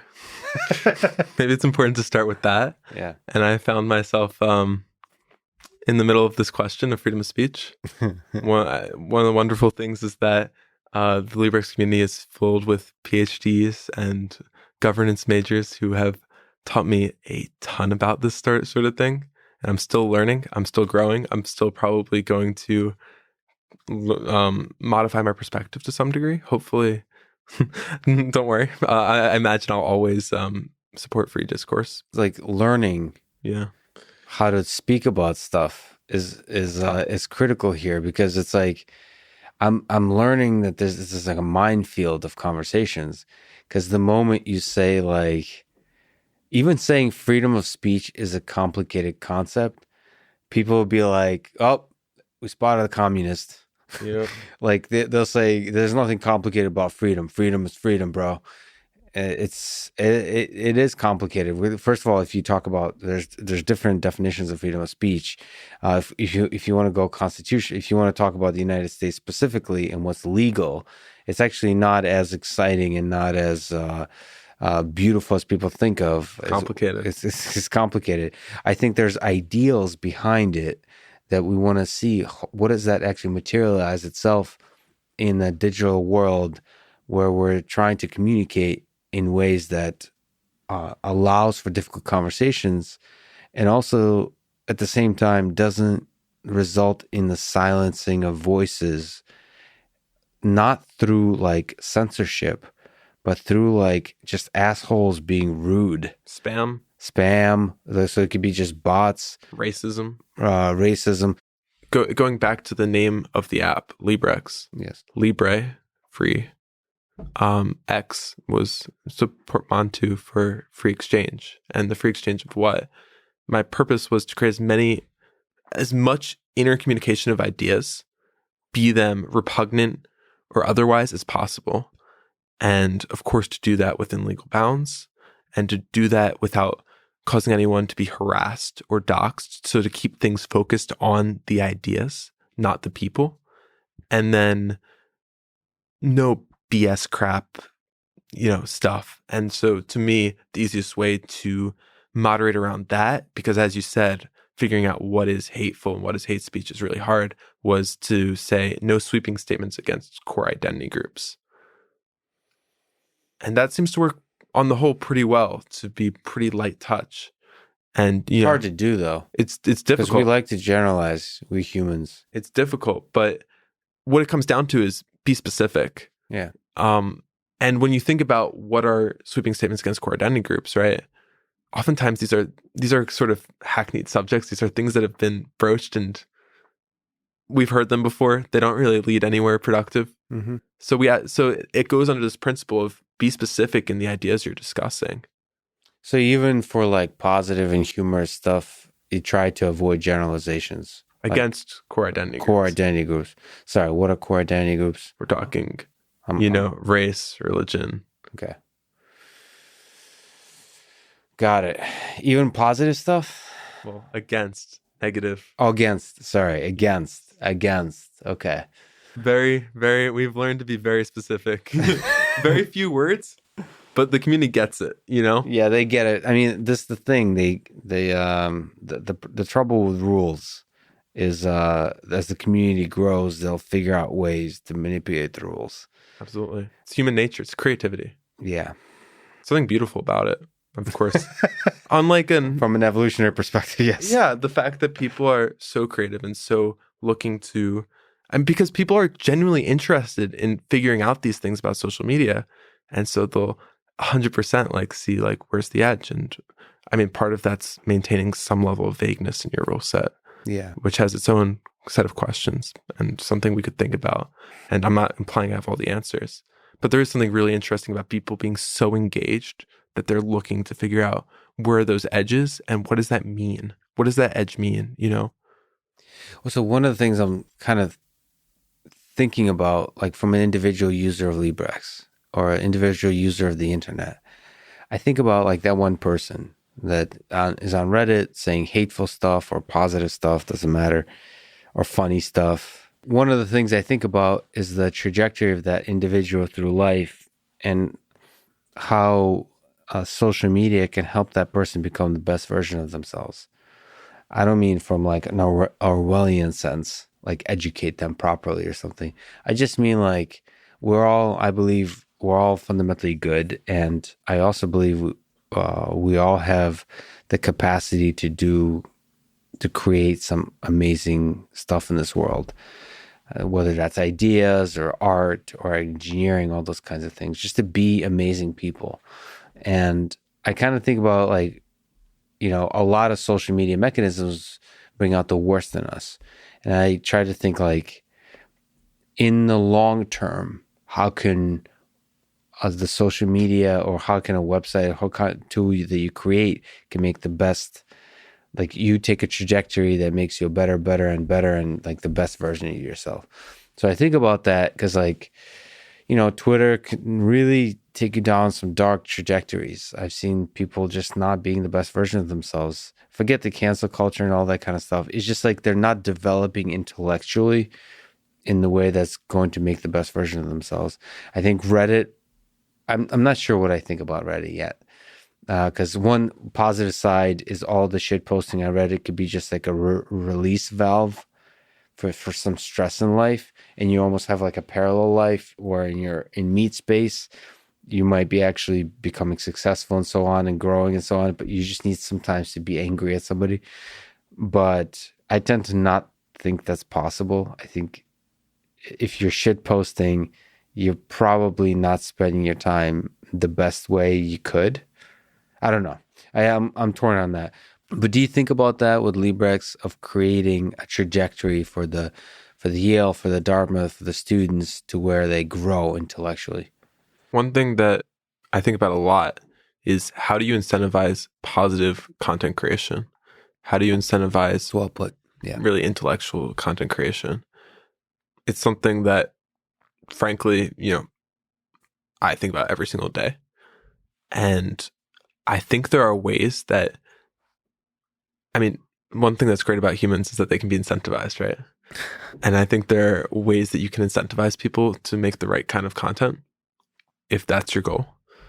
So you think such mechanisms exist for such incentivization? I do. I don't want to let the cat out of the bag, sure, so to speak. So you have already concrete ideas in your mind. And I have about 3 concrete ideas that I'm very, very optimistic about. Yeah. And you don't even need to share them. The fact, I understand totally, but like the fact that you have them, that's really good. Because I feel like sometimes the downfall of the social media is that there's literally not even a thinking or a discussion about the incentivization of positive long-term content creation. I mean, Twitter, I really was excited about this when they said like, when Jack has talked about like creating healthy conversations. Yeah, he does seem to care. I've listened to him. I mean, he has a very particular way of saying things. Mm-hmm. But you get the impression that he's someone who actually cares about these things within the limits of his power. Yeah. And that's the question, the limits of the power.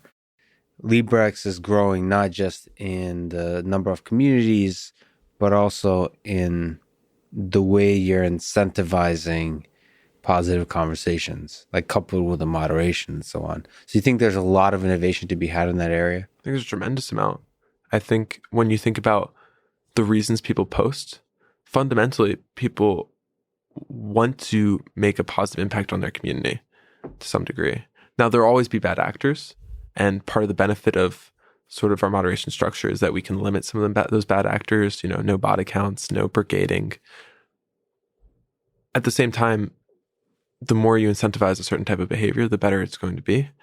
And we don't see it as our role as the platform to force the community in a direction. And frankly, I don't think it would be good for anyone, the community or the conversations, if we forced a specific type of conversation. We just need to make the tools to allow people to be good, and to incentivize good behavior. Yeah, I believe that. Like if you will not need to censor if you allow people at scale to be good. The good will overpower the assholes. That's my fundamental belief. I'm very optimistic about that.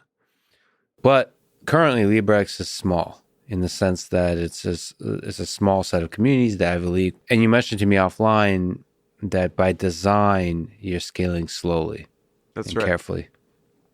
So how does Librex scale? Is it possible? Facebook also started with a small set of communities that were schools, and then now grew to be basically if not one of the largest social networks in the world. Do you see Librex as potentially scaling to be beyond even college campuses, but encompassing the whole world? It's a long timeline. I'll say this. This gets back to like, where did Facebook go wrong? Because clearly they did a lot right, and we can only speculate about what the objectives were of the founders of Facebook. I'm sure they've said some things, but it's always interesting to know what the mythology is versus what the truth is of the matter. So perhaps they've been very successful. I mean, they've taken over the world to some extent. At the same time, the goals of Librex are to create these positive communities and these open conversations where people can have real conversation and connection in their communities in a vulnerable and authentic way. And so to that end, which I imagine might be different than the goals of a Facebook, for example, one thing that we want to do is keep things intimate and community-based. So each school is its own community. Mm-hmm. And perhaps you could have a slightly broader community. Maybe you could have the California system is an obvious one. Pac-10 might be an obvious one. And we can think about that. But fundamentally, the unit of community is your school or your school community. Mm-hmm. So that's one difference that I think will help us. The other thing is that we're scaling intentionally, meaning that when we expand to a school, we have moderators in place. We have moderators who understand that school's environment in a very personal level. And we're growing responsibly. We're growing as we're ready, both technologically, but also socially, But as we think we have the tools to preserve the community and to encourage the community to create the sort of content that we want them to create. And, there's a lot of ways to define community. So first of all, there's geographic community as well. But the way you're kind of defining community with Yale and Dartmouth is the email, right? That's what gives you, there's a power to the email in the sense that that's how you can efficiently verify yourself of being a single individual in the university. In that same way, you can verify your employment at a company, for example, like Google, Microsoft, Facebook. Do you see your potentially taking on those communities? That'd be fascinating. Getting like anonymous community conversations inside Google. 100% crossed my mind. To some extent, this is something where I understand the college experience. I understand the need. Got it. And I've never worked at Google. I don't know if they would hire me. Hopefully, maybe as a product manager. I think if there's a community that needs this product and has that and has that will, which I think, especially as Librex continues to grow and expand and change and learn, and because that's what we're doing is we're learning, right? With each community, it's not just about growing; it's about learning from each of these communities and iterating. I think it's quite likely there are going to be all sorts of communities that could use this tool to improve their culture, so to speak. So forgive me, I'm not actually like that knowledgeable about the history of attempts of building social networks to solve the problem that you're solving. But I was made aware that there was an app or at least a social network called Yik Yak that had a similar kind of focus. I think the thing you've spoken about that differs between Librex and Yik Yak is that Yik Yak was defined. Am I pronouncing it right? Even you're good. I'm good. I met the founder, so I can confirm. Okay, you can confirm. Cool. That it was constrained to a geographical area versus like to the actual community, and that somehow had fundamental like actual differences in social dynamics that resulted. But can you speak to the history of Yik Yak? Like, how does Librex differ? What lessons have you learned from that? Oh, and I should say that I guess there was controversial. I don't know. I didn't look at the details, but I'm guessing there's a bunch of racism and hate speech and all that kind of stuff that Absolutely, emerged there was on Yik Yak. Okay, so that's an example of like, okay, here's how it goes wrong when you have anonymity on college campuses. So how does Librex going to do better? Yeah, Yik Yak had a lot of problems, content problems, but the content problems go deeper than maybe what the press would reveal. There's a lot to say, and part of it is parsing exactly what to talk about when it comes to Yik Yak. And when you talk about startups, I mean, you know this, you know startups, and you look at the postmortem, it's almost never what people think it is, and oftentimes these things are somewhat unknowable. And the degree to which people seeking confirmation bias, to some degree, seeking closure, look to find a singular attribute that caused the failure. It feels like the little details often make all the difference. Yes. And I think the details are so little that as humans, we are not capable of parsing even what they are. But I'll tell you my perspective on it, knowing that I am also a human with biases. In this particular case, very significant biases. Right? Yeah. So I started building Librex for its own merits. I at first I wasn't aware of Yik Yak, but as I started to talk to people about this platform I was building, I was made aware of Yik Yak, and I built it from day one with a lot of the issues Yik Yak had in mind. So as you said, the one difference between Yik Yak is the geographical versus community-based aspect. Going along with that, one thing I realized by researching social media sites is that the majority of the negative content, the content that's terrible and breaking all the rules, is created by and the people who are not reformable, so to speak, the people who are not showing the best part of the human experience.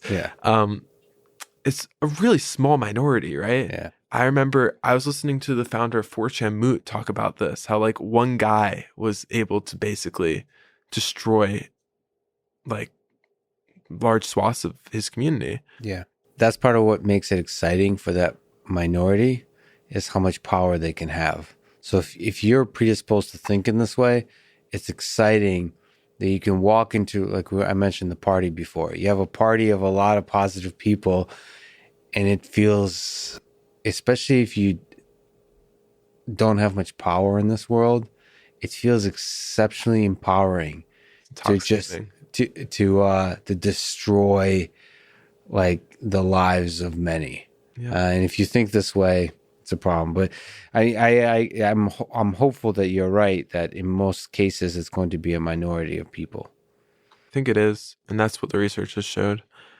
And one really powerful thing is that we can really actively control who comes in and out of our community based on the .edu verification.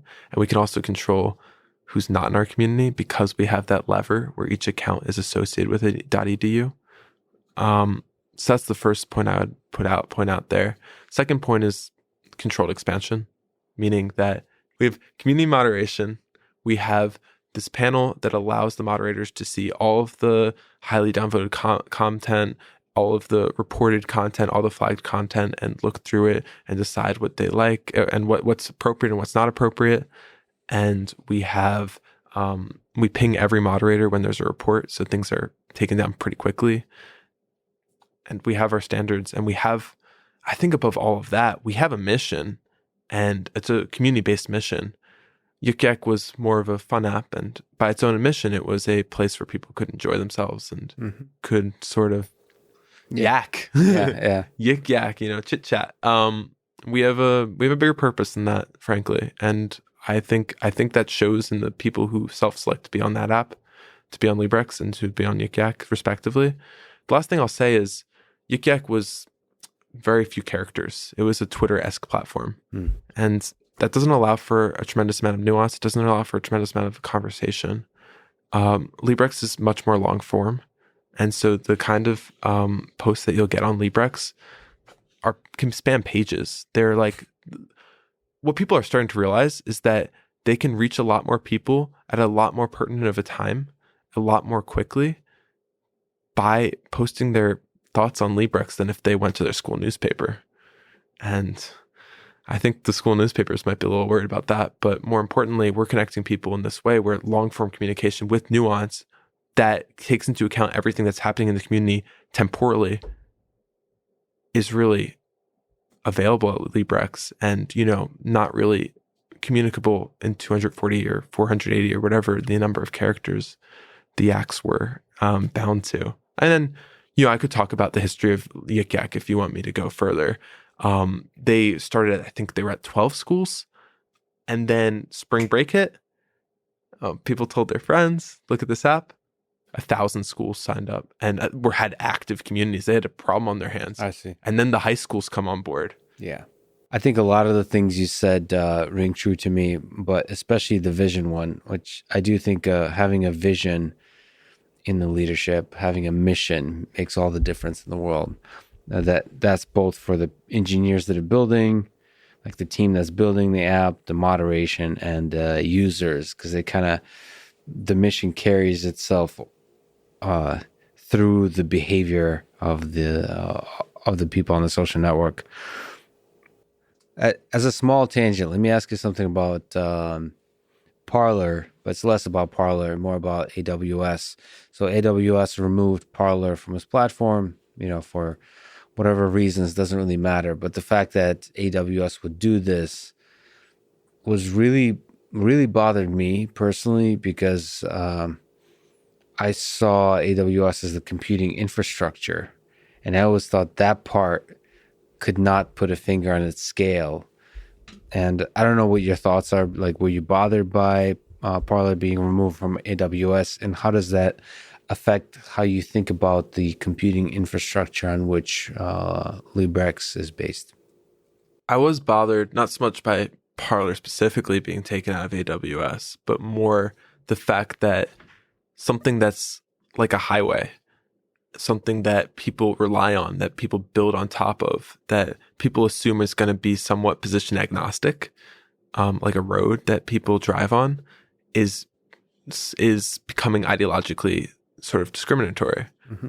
And of course, mind you, Amazon can do what it wants. It's a private company, and I support the rights of private companies. On an ethical and sort of a deep moral level, I wonder, at what point should a company sort of be agnostic in that regard and let developers build on top of their infrastructure? And where does that responsibility hold? Yeah, it makes you hope that there's going to be, from a capitalistic sense, competitors to AWS who say, we're not going to put our finger on the scale. I mean, on the highway is a good sort of example. It's like if a privately owned highway said, we're only going to allow electric vehicles. And a bunch of people in this world would be like, yes, because electric is good for the environment. And, yes, but then you have to consider the slippery slope nature of it, but also the negative impact on the lives of many others, and what that means for innovation and for competition, again, in the capitalistic sense. So there's some level to this hierarchy of our existence that we should not allow to manipulate what's built on top of it. It should be truly infrastructure. And it feels like compute is storage, and compute is that layer. It shouldn't be messed with. I haven't seen anybody really complain about it, in terms of government, and I'm not even sure government is the right mechanism through policy and regulation to step in, because again, they do a messy job of fixing things. But I do hope there's competitors to AWS that make AWS then step up, because I do think, I'm a fan of AWS, except this. Good service. It's a good service until this. Until they rip out the rug. And the point is, it's not that necessarily their decision was a bad one with Parler in particular. It's that the slippery slope nature of it, but also it takes the good actors that are creating amazing products and makes them more fearful. And when you're more fearful, it's the same reason that anonymity is a tool, that you don't create the best thing you could possibly create. When you're fearful, you don't create. That's right. I think we kind of talked about it a little bit, but I wonder if we can kind of revisit it a little bit. I talked to a guy named Ronald Sullivan, who's a faculty at Harvard, law professor. He was on the legal defense team. He was the lawyer for Harvey Weinstein and Aaron Hernandez for the double murder case. So he takes on these really difficult cases of unpopular figures because he believes like that's the way you test that we believe in the rule of law. But he was, there's a big protest in Harvard to get him, basically censor him and to get him to no longer be faculty dean, all those kinds of things. And it was by a minority of students, but, and there was a huge blowback, obviously, in the public, but also inside Harvard. Like, that's not okay. He stands for the very principles at the founding of Harvard and at the principles of the founding of this country and the law and so on. But the basic argument is that was about safe spaces, that it's unsafe to have somebody who is basically supporting Harvey Weinstein, right? What do you think about this whole idea of safe spaces on college campuses? Because it feels like the mission of Librex is pushing back against the idea of safe spaces. I think safe spaces are fine when they're within people's private lives, within their homes, within their religious organizations. I think the problem becomes when the institution starts encouraging or backing safe spaces, because what are people being safe from? And oftentimes it seems like there's this idea that the harm that's being attempted to be mitigated is the harm of confronting opinions you disagree with, opinions you might find repugnant. Right. And if this is conflated with a need for safety, then that's where the idea of liberal arts education sort of dies. Of course, it's complicated and we still want to have safe intellectual environments. But the way that I hear the term safe space used today, I think it doesn't really have a place within like the intellectual context. Yeah, it's funny. I mean, this is why Librex is really exciting, is it's pushing those difficult conversations. And I'd love to see, ultimately, there does seem to be an asymmetry of power that results in the concept of safe spaces and hate speech being redefined in a slippery slope kind of way, where it means basically anything you want it to mean. And it basically is used to silence people. They're like good, thoughtful experts. Also, beyond that, I would say it has not just a pragmatic purpose, which is the silencing, but also sort of an ideological purpose, and a linguistic purpose, which is to conflate words with unsafety and harm and violence, which is what you kind of see on a cultural linguistic level is happening all around us right now, is that this idea that words are harm is a very dangerous and slippery concept. I mean, it's not, you don't have to slip that far to see why that's a problem. Once we start making words into violence and we start criminalizing words, we get into some really authoritarian territory. Things that I think, myself and my background, I don't know how much we have to go into it, but things that my ancestors certainly would be worried about. What's your background? I'm a child of Holocaust survivors and pogrom survivors.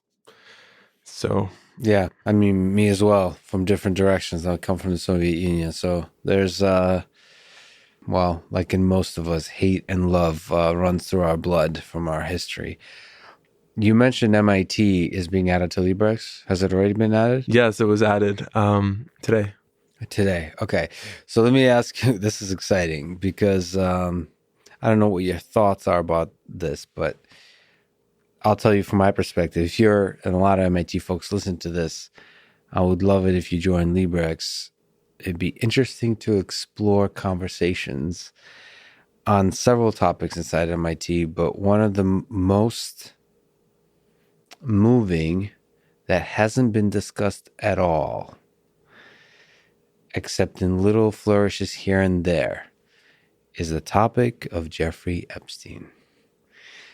Now, there's been a huge amount of impact that the connections of various faculty to Jeffrey Epstein and the various things that have been said had on MIT, but it feels like the difficult conversation haven't been had.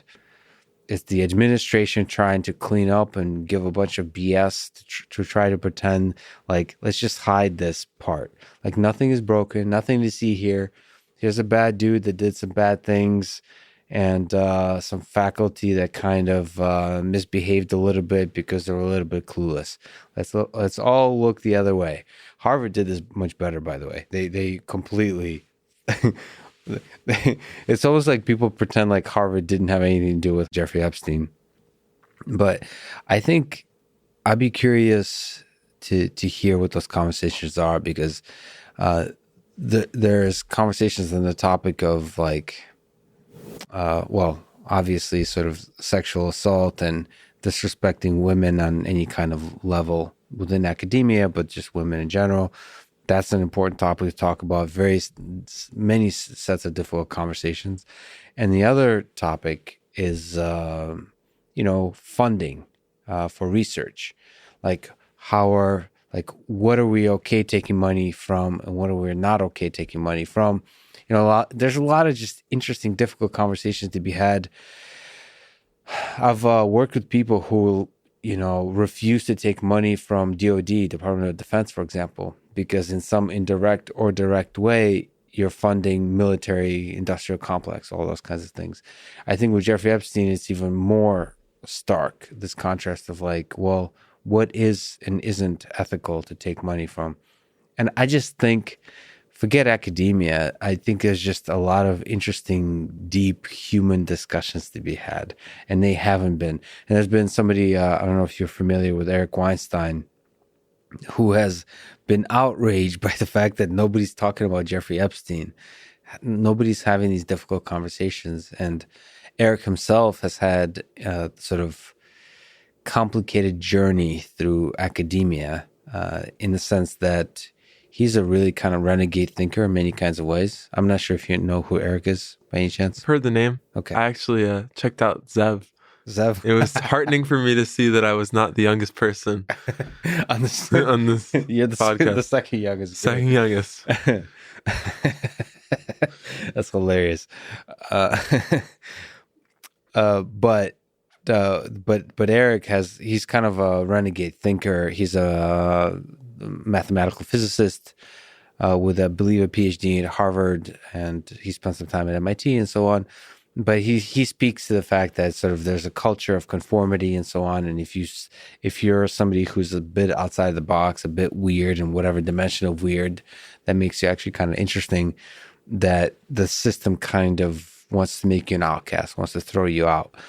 And so he kind of opposes that whole idea. So he's the perfect person to have conversations with in this kind of Librex kind of context of anonymity, because I'll tell you the few conversations I came across, and they were very quickly silenced.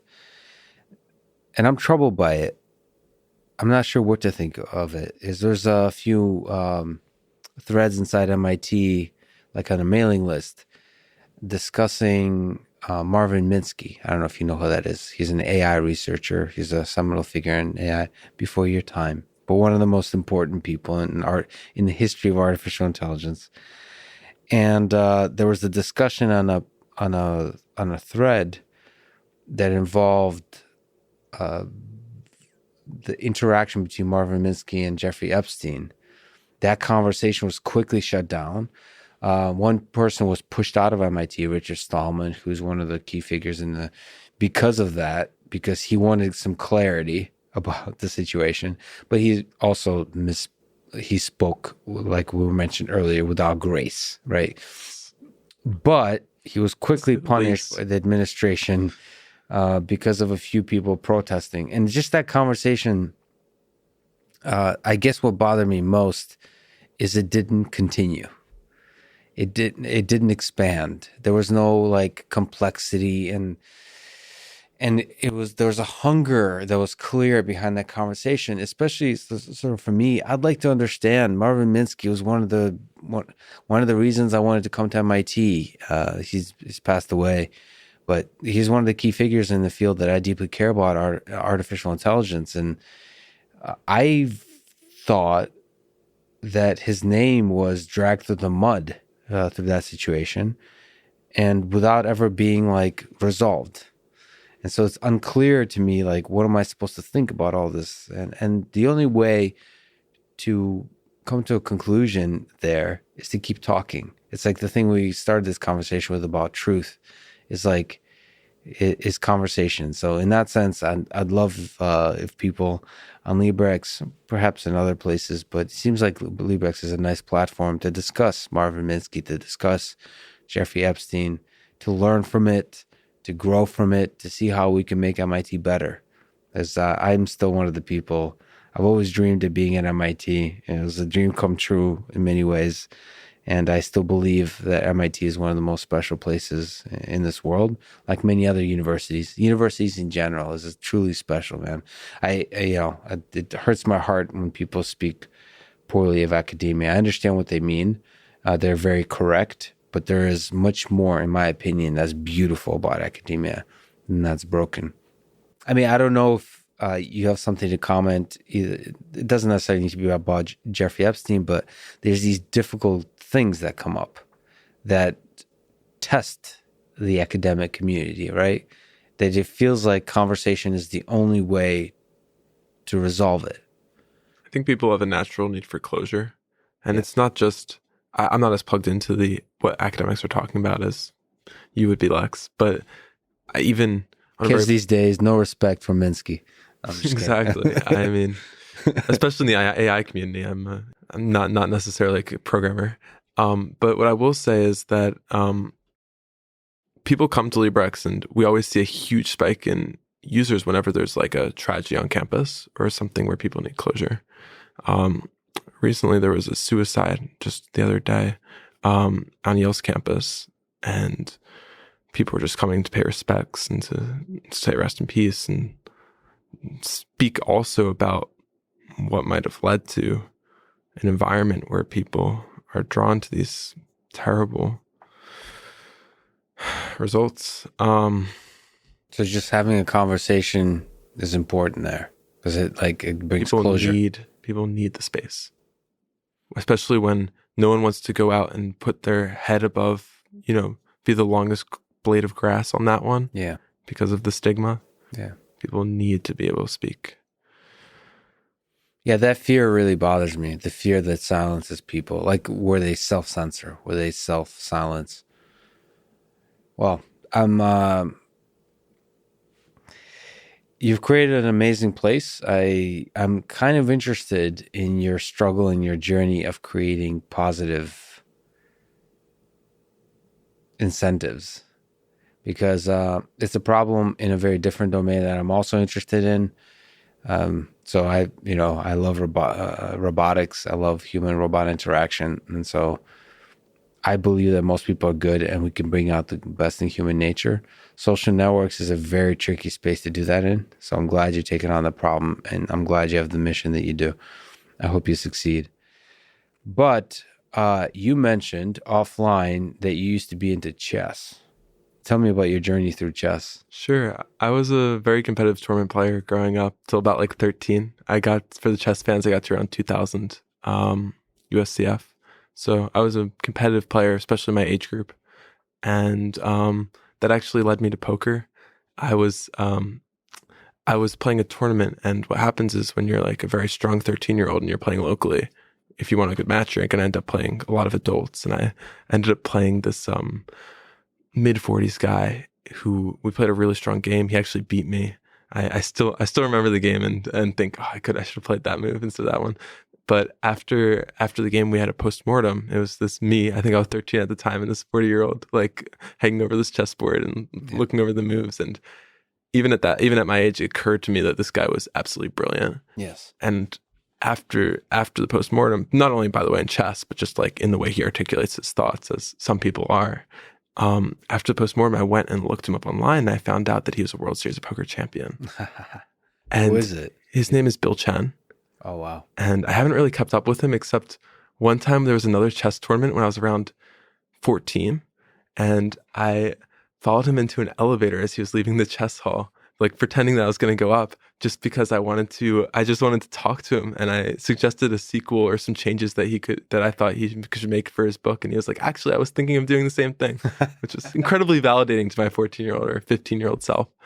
But I really haven't kept up with him. So it's a shout out to him. And then that he wrote a book called The Mathematics of Poker that I started reading. And that, first of all, kickstarted my interest in game theory. And second of all, in poker. So it started from chess and then poker.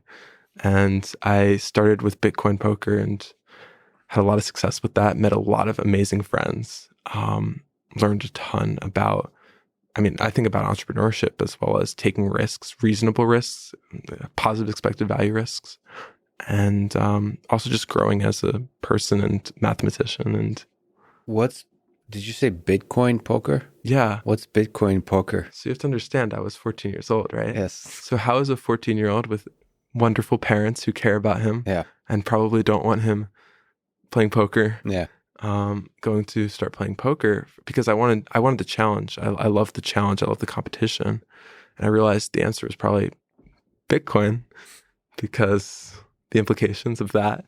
And they had these free roll tournaments, which for those of you who don't know what free rolls are, there's these promotional tournaments that sites put on where they'll put like a few dollars in and then thousands of people sign up and the winners get like $1.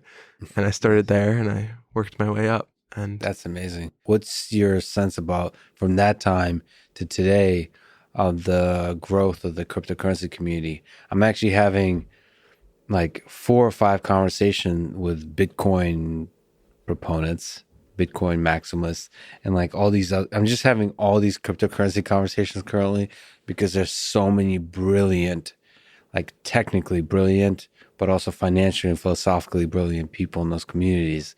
It's fascinating with the explosion of impact, and also if you look into the future, the possible revolutionary impact on society in general. But what's your sense about this whole growth of Bitcoin? I'm definitely less knowledgeable on the currency. Again, like programming, it was a means to an end. Yes, right. Got it. What I will say is that there was this amazing community that grew out of it, and you'd have people who were willing to stake me or have me be their horse and they're my backer for having never met me, for literally full Bitcoin tournaments, like full Bitcoin entry fee tournaments. And I get a percentage of the profits and they get a percentage. And to have that level of community for that degree of money, it gives you hope about the potential for, humans to act in mutual best interest with a degree of trust. Yeah, there's a really fascinating, strong community there. But speaking of like bringing out the best of human nature, it's a community that's currently struggling a little bit in terms of their ability to communicate in a positive, inspiring way. Like the Bitcoin folks, and we talk about this a lot. They, I honestly think they have a lot of love in their hearts and minds, but they just kind of naturally, because the world has been like institutions and the centralized powers have been sort of mocking and fighting them for many years, that they've become sort of worn down and cynical. And so they tend to be a little bit more aggressive and negative on the internet. That's interesting. In the way they communicate, especially on Twitter.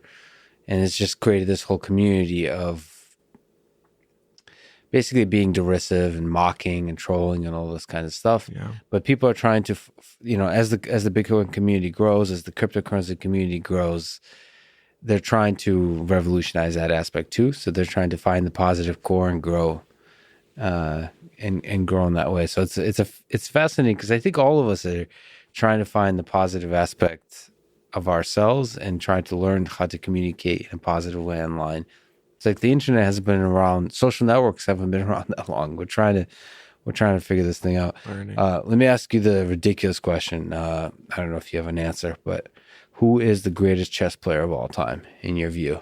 So since you like chess, depends on how you define it. But if you're talking about raw skill, like if you put everyone across time into a tournament together, Carlsen would win. I don't think that's particularly controversial. Oh, you mean like with the same exact skill level? Exactly. Magnus Carlsen. Okay. And is the object now? If you talk about political importance, I think Bobby Fischer is, he's the only one that people still, when you go to someone on the street, they know Bobby Fischer because of what he represented, right? Who do you think is more famous on the street, Garry Kasparov or Bobby Fischer? In America, Bobby Fischer. You think so? Yes. That's interesting. I think we're gonna have to put that to the test. Yeah, maybe it's more reflective of the community that I was a part of, but yeah.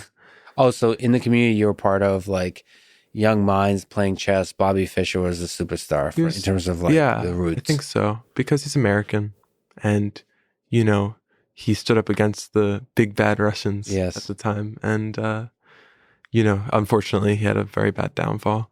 But for our geopolitical situation, he meant a lot.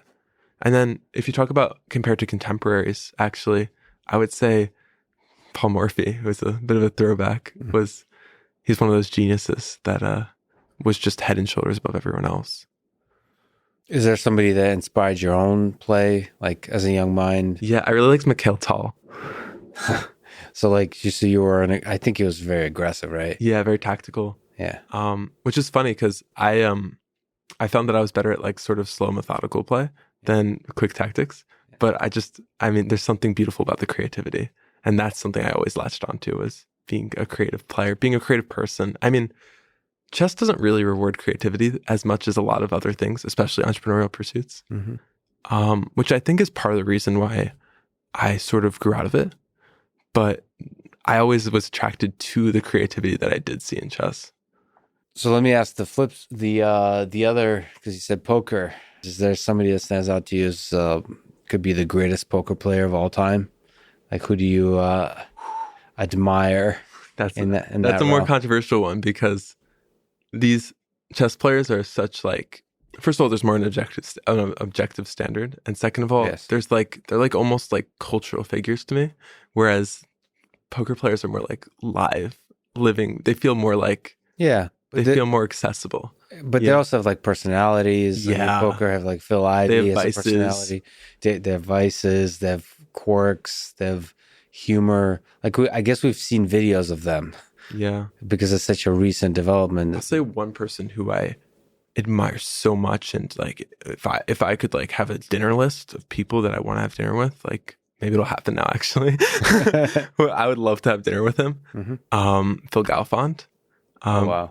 Who most people probably won't know. Yeah. But on this podcast, but the way, first of all, he democratized poker learning in like the mathematical nitty gritty, how do you get good at poker type sense, to the entire world in like an unprecedented way. He had this gift that he had learned and distilled by working with some of the greatest poker minds, and he just democratized it through his website. And I learned a ton from him.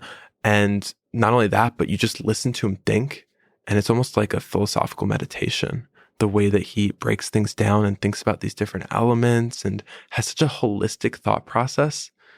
It's like watching a genius work. And, he's also just a nice, fun, sociable guy that like you can imagine being at your dinner table. Yeah. So all that combined. Which is not true for a lot of poker players, right? A lot of them are dark to say the least, yes. I really like what is he, Canadian, Daniel Negreanu.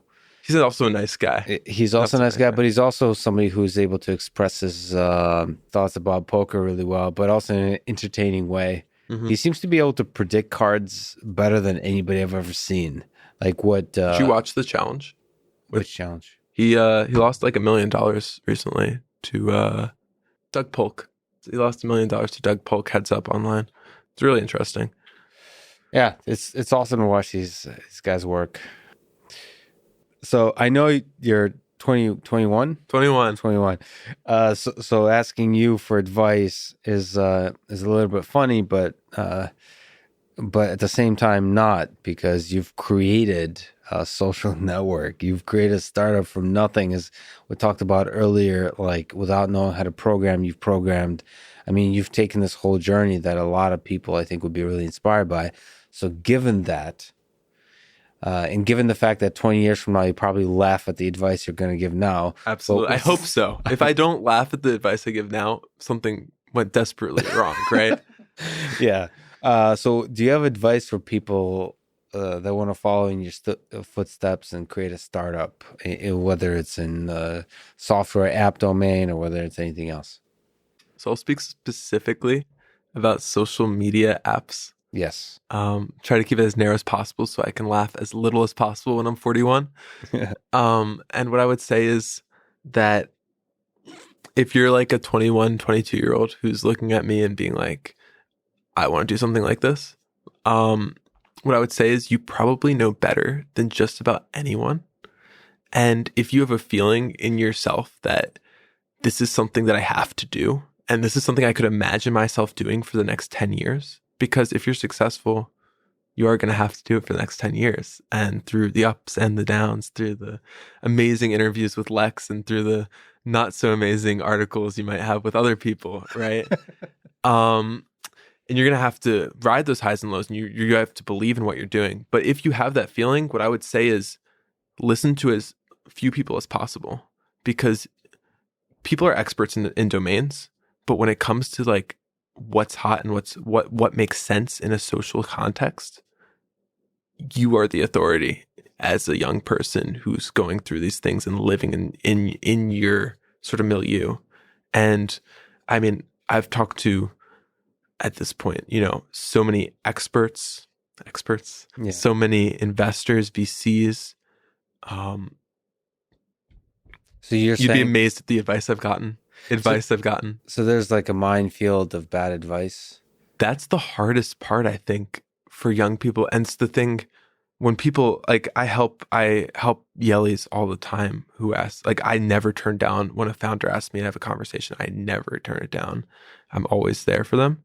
And the number one thing I worry about is that at Yale, we're taught implicitly and explicitly that you listen to the adult in the room, you listen to the person with the highest, pay grade. Yeah. And it's devastating because that's how innovation dies. And, yeah, it's intimidating to like, you talk to VC who probably made it's worth $1 billion. Yeah, $1 billion. And they're going to tell you, all the successful startups they helped fund, or even just a successful business owner is going to tell you some advice. And it's hard psychologically to think that they might be wrong. Yeah. But you're saying that's the only way you succeed. The only way you can succeed. Because if they knew what they were doing, they would have built it themselves. And what's especially hard is people go, oh, of course, I'll listen to their advice, but I'll know why it's wrong. Yeah. And then I'll do my own thing. And that sounds great in the abstract, but sometimes you can't always even put your finger on why they're wrong. Yeah. And I think to have the conviction to say, you're wrong and I can't tell you why, but I still think I'm right. Mm-hmm. It's a rare thing, especially at it's very counterintuitive. And you might even say it's hubris or arrogant, but I think it's necessary because a lot of these things they're not things that you can really put into words until you see them in action. Like a lot of them are kind of happy accidents. Yeah, it's been tough for me. Like as a person who I'm very empathetic. So when people tell me stuff, I kind of want to understand them. And it's been a painful process, especially people close to me. Basically everything I've done, especially in the recent few years, a lot of people close to me said not to do. Yeah. And like my parents too, that's been a hard one, is to basically acknowledge to myself that you don't know, like you don't, that everything you're going to say by way of advice for me is not going to be helpful. Like I love my parents very much, but like they're just like, they don't get it. And as you put it beautifully, it's very difficult to put your finger on exactly why, because a lot of advice sounds reasonable. That's the worst kind. Yeah. Yeah. If it sounds really good, that just means it's an earworm. Like that's like a song that you hear on the radio, and then you're like, you're humming it in the car, and it's like it's the same thing. The better it sounds, the more skeptical. Yeah, reason is a bad drug. Like, you should be very careful, because like the things that seem impossible, every major innovation, every major business seems impossible at birth. But even not just the impossible things, I think, you look at like love, for example. It's very easy to give advice to sort of point out all the ways it can go wrong, or marriage, all the divorces that people go through, all the pain of years that you go through the divorce, like the system of marriage, the marriage industrial complex, all the money that's wasted, all those kinds of things. But that advice is useless when you're in love. Like, the point is to just pat the person on the back and say, "Go get him, kid." Like, what is it? Good Will Hunting. I went to see about a girl. Yeah. That's a good movie. I love that movie. But yeah, that took me a long time to figure out. I'm still trying to fight through it, but especially when you're young, that's hard. But nothing in life is worth accomplishing is easy. So, but I think it's really interesting you make that connection between like startup advice and like your parents, because it's the exact same sort of mechanism where when you're young, your parents are usually like right. Yeah. Right. And the experts are usually right. And, if you listen to them and you follow their orders, you're going to go to a school like Yale. Yeah. And at a certain point, it stops making sense. And I've seen my friends at Yale go down paths because they just continued listening to their parents that I know in their heart of hearts is not the right path for them. Yeah. You know what? That's how I see like the education system. The whole point is to guide you to a certain point in your life, and everybody's point is different. And your task is to, at that point, to have a personal revolution and create your own path. But no one tells you that. Nobody tells you that because they want you to keep following the same path as they're leading you towards. Like, they're not going to say your whole job is to eventually rebel. Yeah. That's how rebellion works. You're not supposed to be told, but that is the task. They can take you, just like you said, and depending who you are, they can take you really far. But at a certain point, you have to rebel. That could be getting a PhD. Something? That could be in your undergrad. That could be high school. Yeah, it could be at any point. One thing that I think played a pretty pivotal role, and I've never really mentioned this, he might not even know, the person I'm about to tell you about, in sort of me actually going out and making Librex, was that I was taking this graduate level math class, I think my sophomore year, and I met this PhD student who was also in it and had considerable citations and also startup experience, and I think he actually ended up being the CTO of a unicorn later on. I've sort of lost touch with him, but we're still Facebook friends, as it is in the 21st century, right? Yeah. So, and I was in a class and I was telling him, I really want to make this thing, but I have no technical background.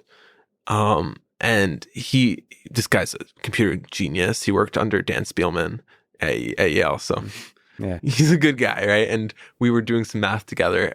We were doing something on discrepancy. For those of you who really care about math, so combinatorics. And he just turns to me and he's like, "I think you could do it." I'm like, "What do you mean you think I could do it?" He's like, "I think you could do it." Yeah. And I was like, "Really?" But I respected this guy so much. His name was Young Duck. Shout out to Young Duck. I respected this guy so much that I was like, if Young Duck says I can do it, and Young Duck is a legit genius, and he knows me, because we were in 2 classes together and we spent a lot of time together. If he thinks I can do it, then who am I to say I can't do it? Yeah, that's a lesson for mentorship. Is like, by the way, he has no idea, probably. Well, he might not even remember that interaction, which is funny. Yeah. But the point is that when a crazy young kid comes up to you with a crazy dream, every once in a while, you should just pat him on the back and say, "I believe in you." Like, you can do it. If they look up to you, that means your words have power. And if you say, no, come on, be like reasonable, like, finish your schoolwork kind of thing, like that's unreasonable to take that leap now, just finish your education, blah, blah, blah, whatever the reasonable advice is, every once in a while, maybe often, as a mentor, you should say, go see about a girl in California or whatever the equivalent is. That was my moment. That was my Good Will Hunting moment. It's your Good Will Hunting moment. Oh man, I miss Robin Williams. That was a special guy. People love it when I ask about book recommendations in general. Of course, your journey is just beginning, but is there something that jumps out to you? Technical, fiction, philosophical, sci-fi, coloring books, blog posts you read somewhere that had an impact on your life? Video games. Video games that you recommend to others. Minecraft, a manual. Manga. I mean, yeah, you could mention video games too. If there's something that jumps out to you that just had like an impact. I guess I'll say I really like the book The War of Art, which is a book about creative resistance and the creative struggle and what it means to be creative. Yeah. And part of what I see in this conversation and what you're doing, Lex, is so much of the War of Art's idea is that you just keep writing and writing and writing until you get to the new crap. Yeah. Yeah. And yeah. you just roll with it, right? And that's sort of what happens when you have like 3-hour conversations with people is you can only have so much scripted or societally constructed stuff until you get to the real you. And you have to show up. I mean, that book is kind of painful. It's really painful. And it's not something I would recommend for every part of it, but for what it did in my life at the time, it also kind of normalized, I don't know.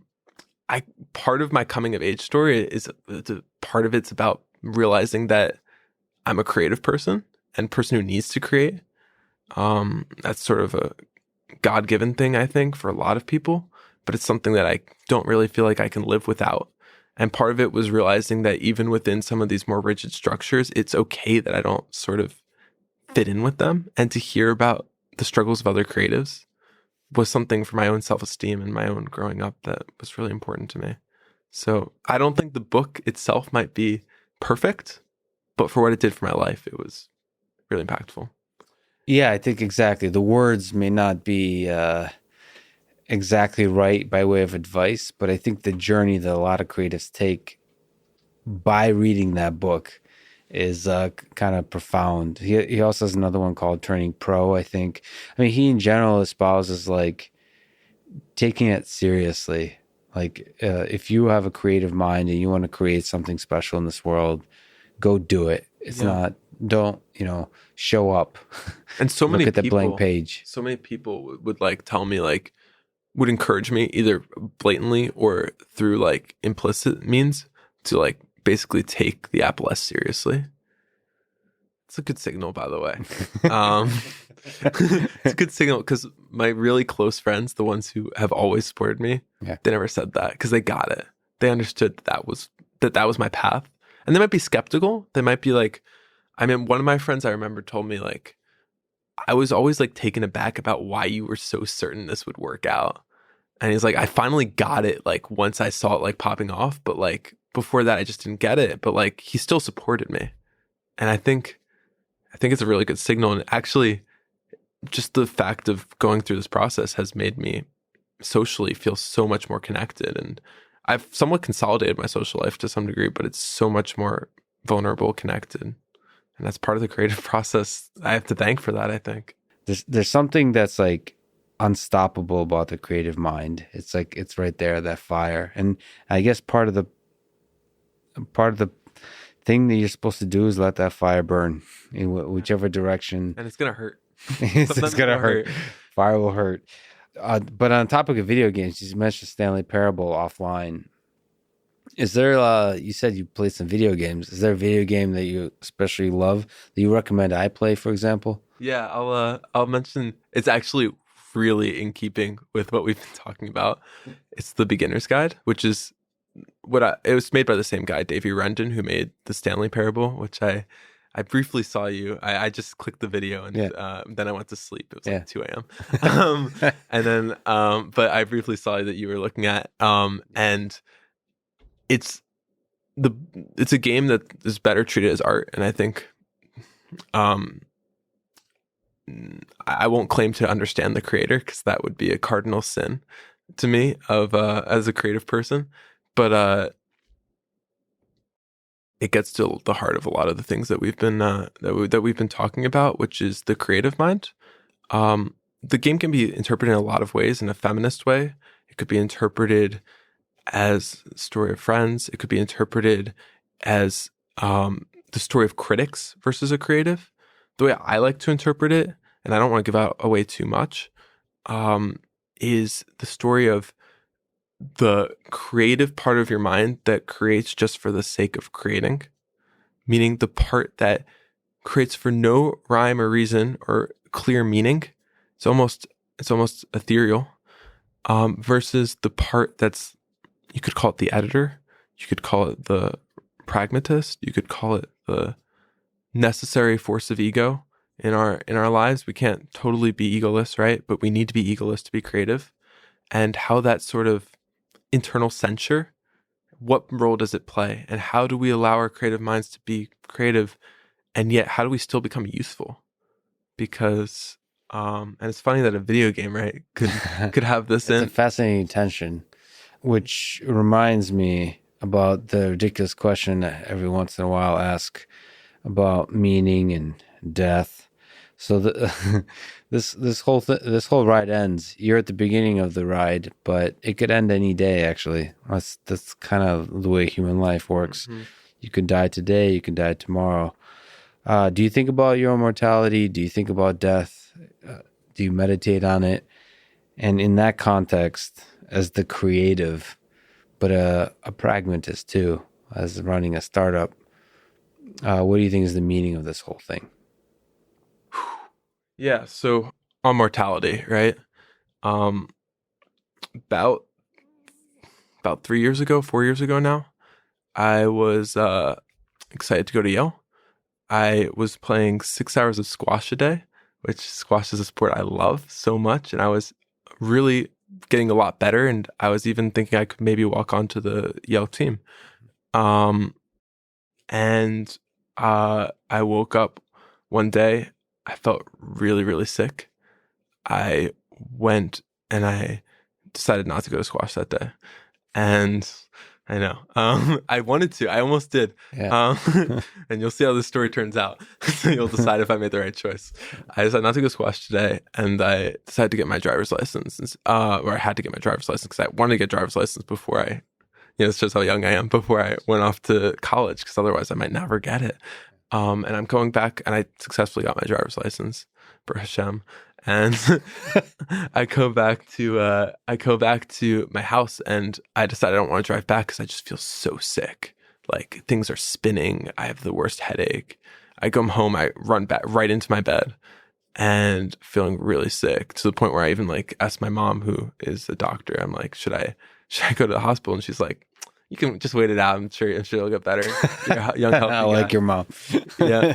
And then at one point I look at my arms, and they're covered in this red splotchy stuff. Oh, wow. Yeah. And I'm like, Mom, I think, and she's like, yeah, we have to go.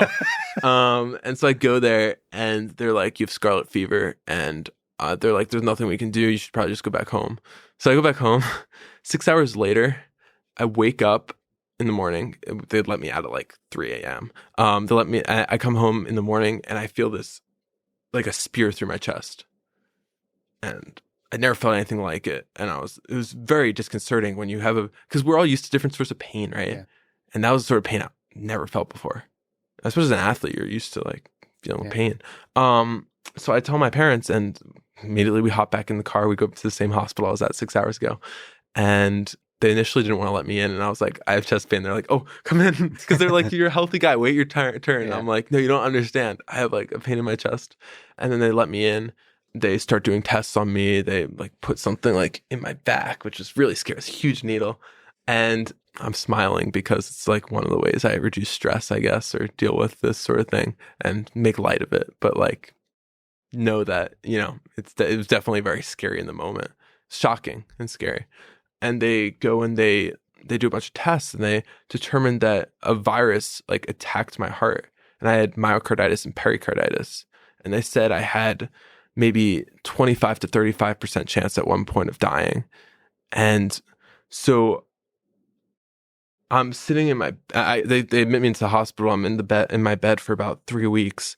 And I'm just standing there, and I had this moment also that I remember very specifically, where I was in so much pain that like I was crying not out of like emotional standpoint, but actually just purely out of the pain itself. Like I could feel my heart in my chest, and when I leaned back, I felt it touch my rib cage and feel horrible. So I couldn't go to sleep and lean back. I had to lean forward all throughout the night, right?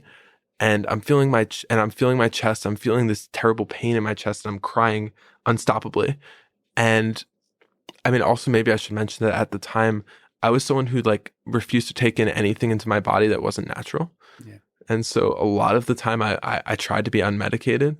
Eventually I didn't allow them to add a little medication into my body, but there's just so much uncertainty and pain. And the first time I had to come to terms with mortality. First of all, I think you still should have gone play squash. I mean, come on. I mean, yeah. I thought No you were days serious off, about baby. this. You still carry that with you? Sort of. There is power to realizing the ride can end, right? Suddenly. Very suddenly, yeah, and painfully, and it has pragmatic application to like trajectories you take through life, right? Something else that is worth noting is that I, for the next year, couldn't walk to my classes. So I get to Yale, they put me in a medical single alone, and I have to get shuttled to all my classes. I had to ask a few professors to even move classes so I could actually get there. I can't I can't lift my book bags. I can't walk upstairs. I spent like 12 hours a day in my dorm room, just like staring at the walls. And more than that, all this like, I got to watch my body like deteriorate and like the muscle like fall off of it, because I was taking these pills and they're kind of catabolic. And for an 18-year-old, I mean, I think every 18-year-old has feelings about their body, man or woman. And, just seeing this, it's like you're watching sort of death transpire. And you're also very fatigued because your heart's not at peak condition. And you're thinking about the future. And a lot of the things you enjoy have kind of been stripped away from you. And I took up a meditation practice, like started with like 5 minutes a day. At my peak, I was at like 40 minutes a day, kept it up consistently for about 2 years. And I started thinking about like, what do I want to do? And like, what do I care about? And to get to your point, I think you were asking like, how does this carry forward, right?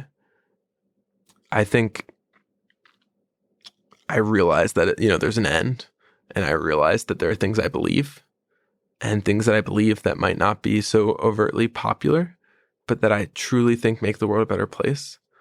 And and then basically, if my conditions provided, I wanted to do something that would make me feel sort of whole in that way. Yeah, I mean, that's an amazing journey to take that time and to come out on the other end. No, I mean, that's amazing. I did not realize like that there was a long-term struggle. I think that's, in the end, if you do succeed, will have a profound positive impact, because struggle is ultimately like humbling, but also empowering. So I'm glad to see that. But from the perspective of the creative, the other ridiculous question about meaning, do you think about this kind of stuff? Is that the meaning of life for you, the meaning of life for us, descendants of apes in general? The first thing I'd like to say is that I think part of like when we talk about the meaning of life, the part of it is the fact that we get to struggle with this question, and we get to do it together for a long time. And sometimes I think it's accepting that there's no meaning at all. And sometimes I think it's accepting that, or even just parsing the phrase and thinking about the meaning of life. I'm very young. Again, I hope that anything I say now is going to be very different in the future, because I think life has so many meanings that it'll be crazy to see what I think in 20 years about the meaning of life and how I Ryan parse it. from the future, cut him some slack. Please do. Perspective. Having said that, I think part of what brings meaning to my life is things like this, where we think about these things with people who are really, really, really on the ball, and we get to connect with these people. That certainly brings meaning to my life, human connection. Yeah, this conversation is just another like echo of the thing you're trying to create in the digital space, right? Yes. I mean, that's the same kind of magic from what I understand about what you're trying to create. Is the same reason I fell in love with the long form podcasting, like as a fan. That's why I listen to long form podcasts. Is there something deeply human and genuine about the interchange through voice? But I do think that connection through text can be even more powerful. Like I think about letters. I still write letters to Russia. There's something powerful in letters. When you put a lot of yourself in the words you say, in the words you write, that's powerful. You can really communicate not just the actual semantic meaning of the words, but like a lot of who you are through those words, and create real connection. So I hope you succeed there. And listen, Ryan, I think this was an incredible conversation. I'm glad that people like you are fighting the good fight for bringing out the best in human nature in the digital space. I think that's a battleground where the good will win, like love will win. And I'm glad you're creating technology that does just that. So thank you so much for wasting all your time, for coming down. I can't wait to see what you do in the future. Thanks for talking today. Thank you for having me. Bam. How many finger guns have you gotten at the end of the podcast? 0. 2 now. Thanks for listening to this conversation with Ryan Schiller, and thank you to all our sponsors, Allform, Magic Spoon, BetterHelp, and Brave. Click their links to support this podcast.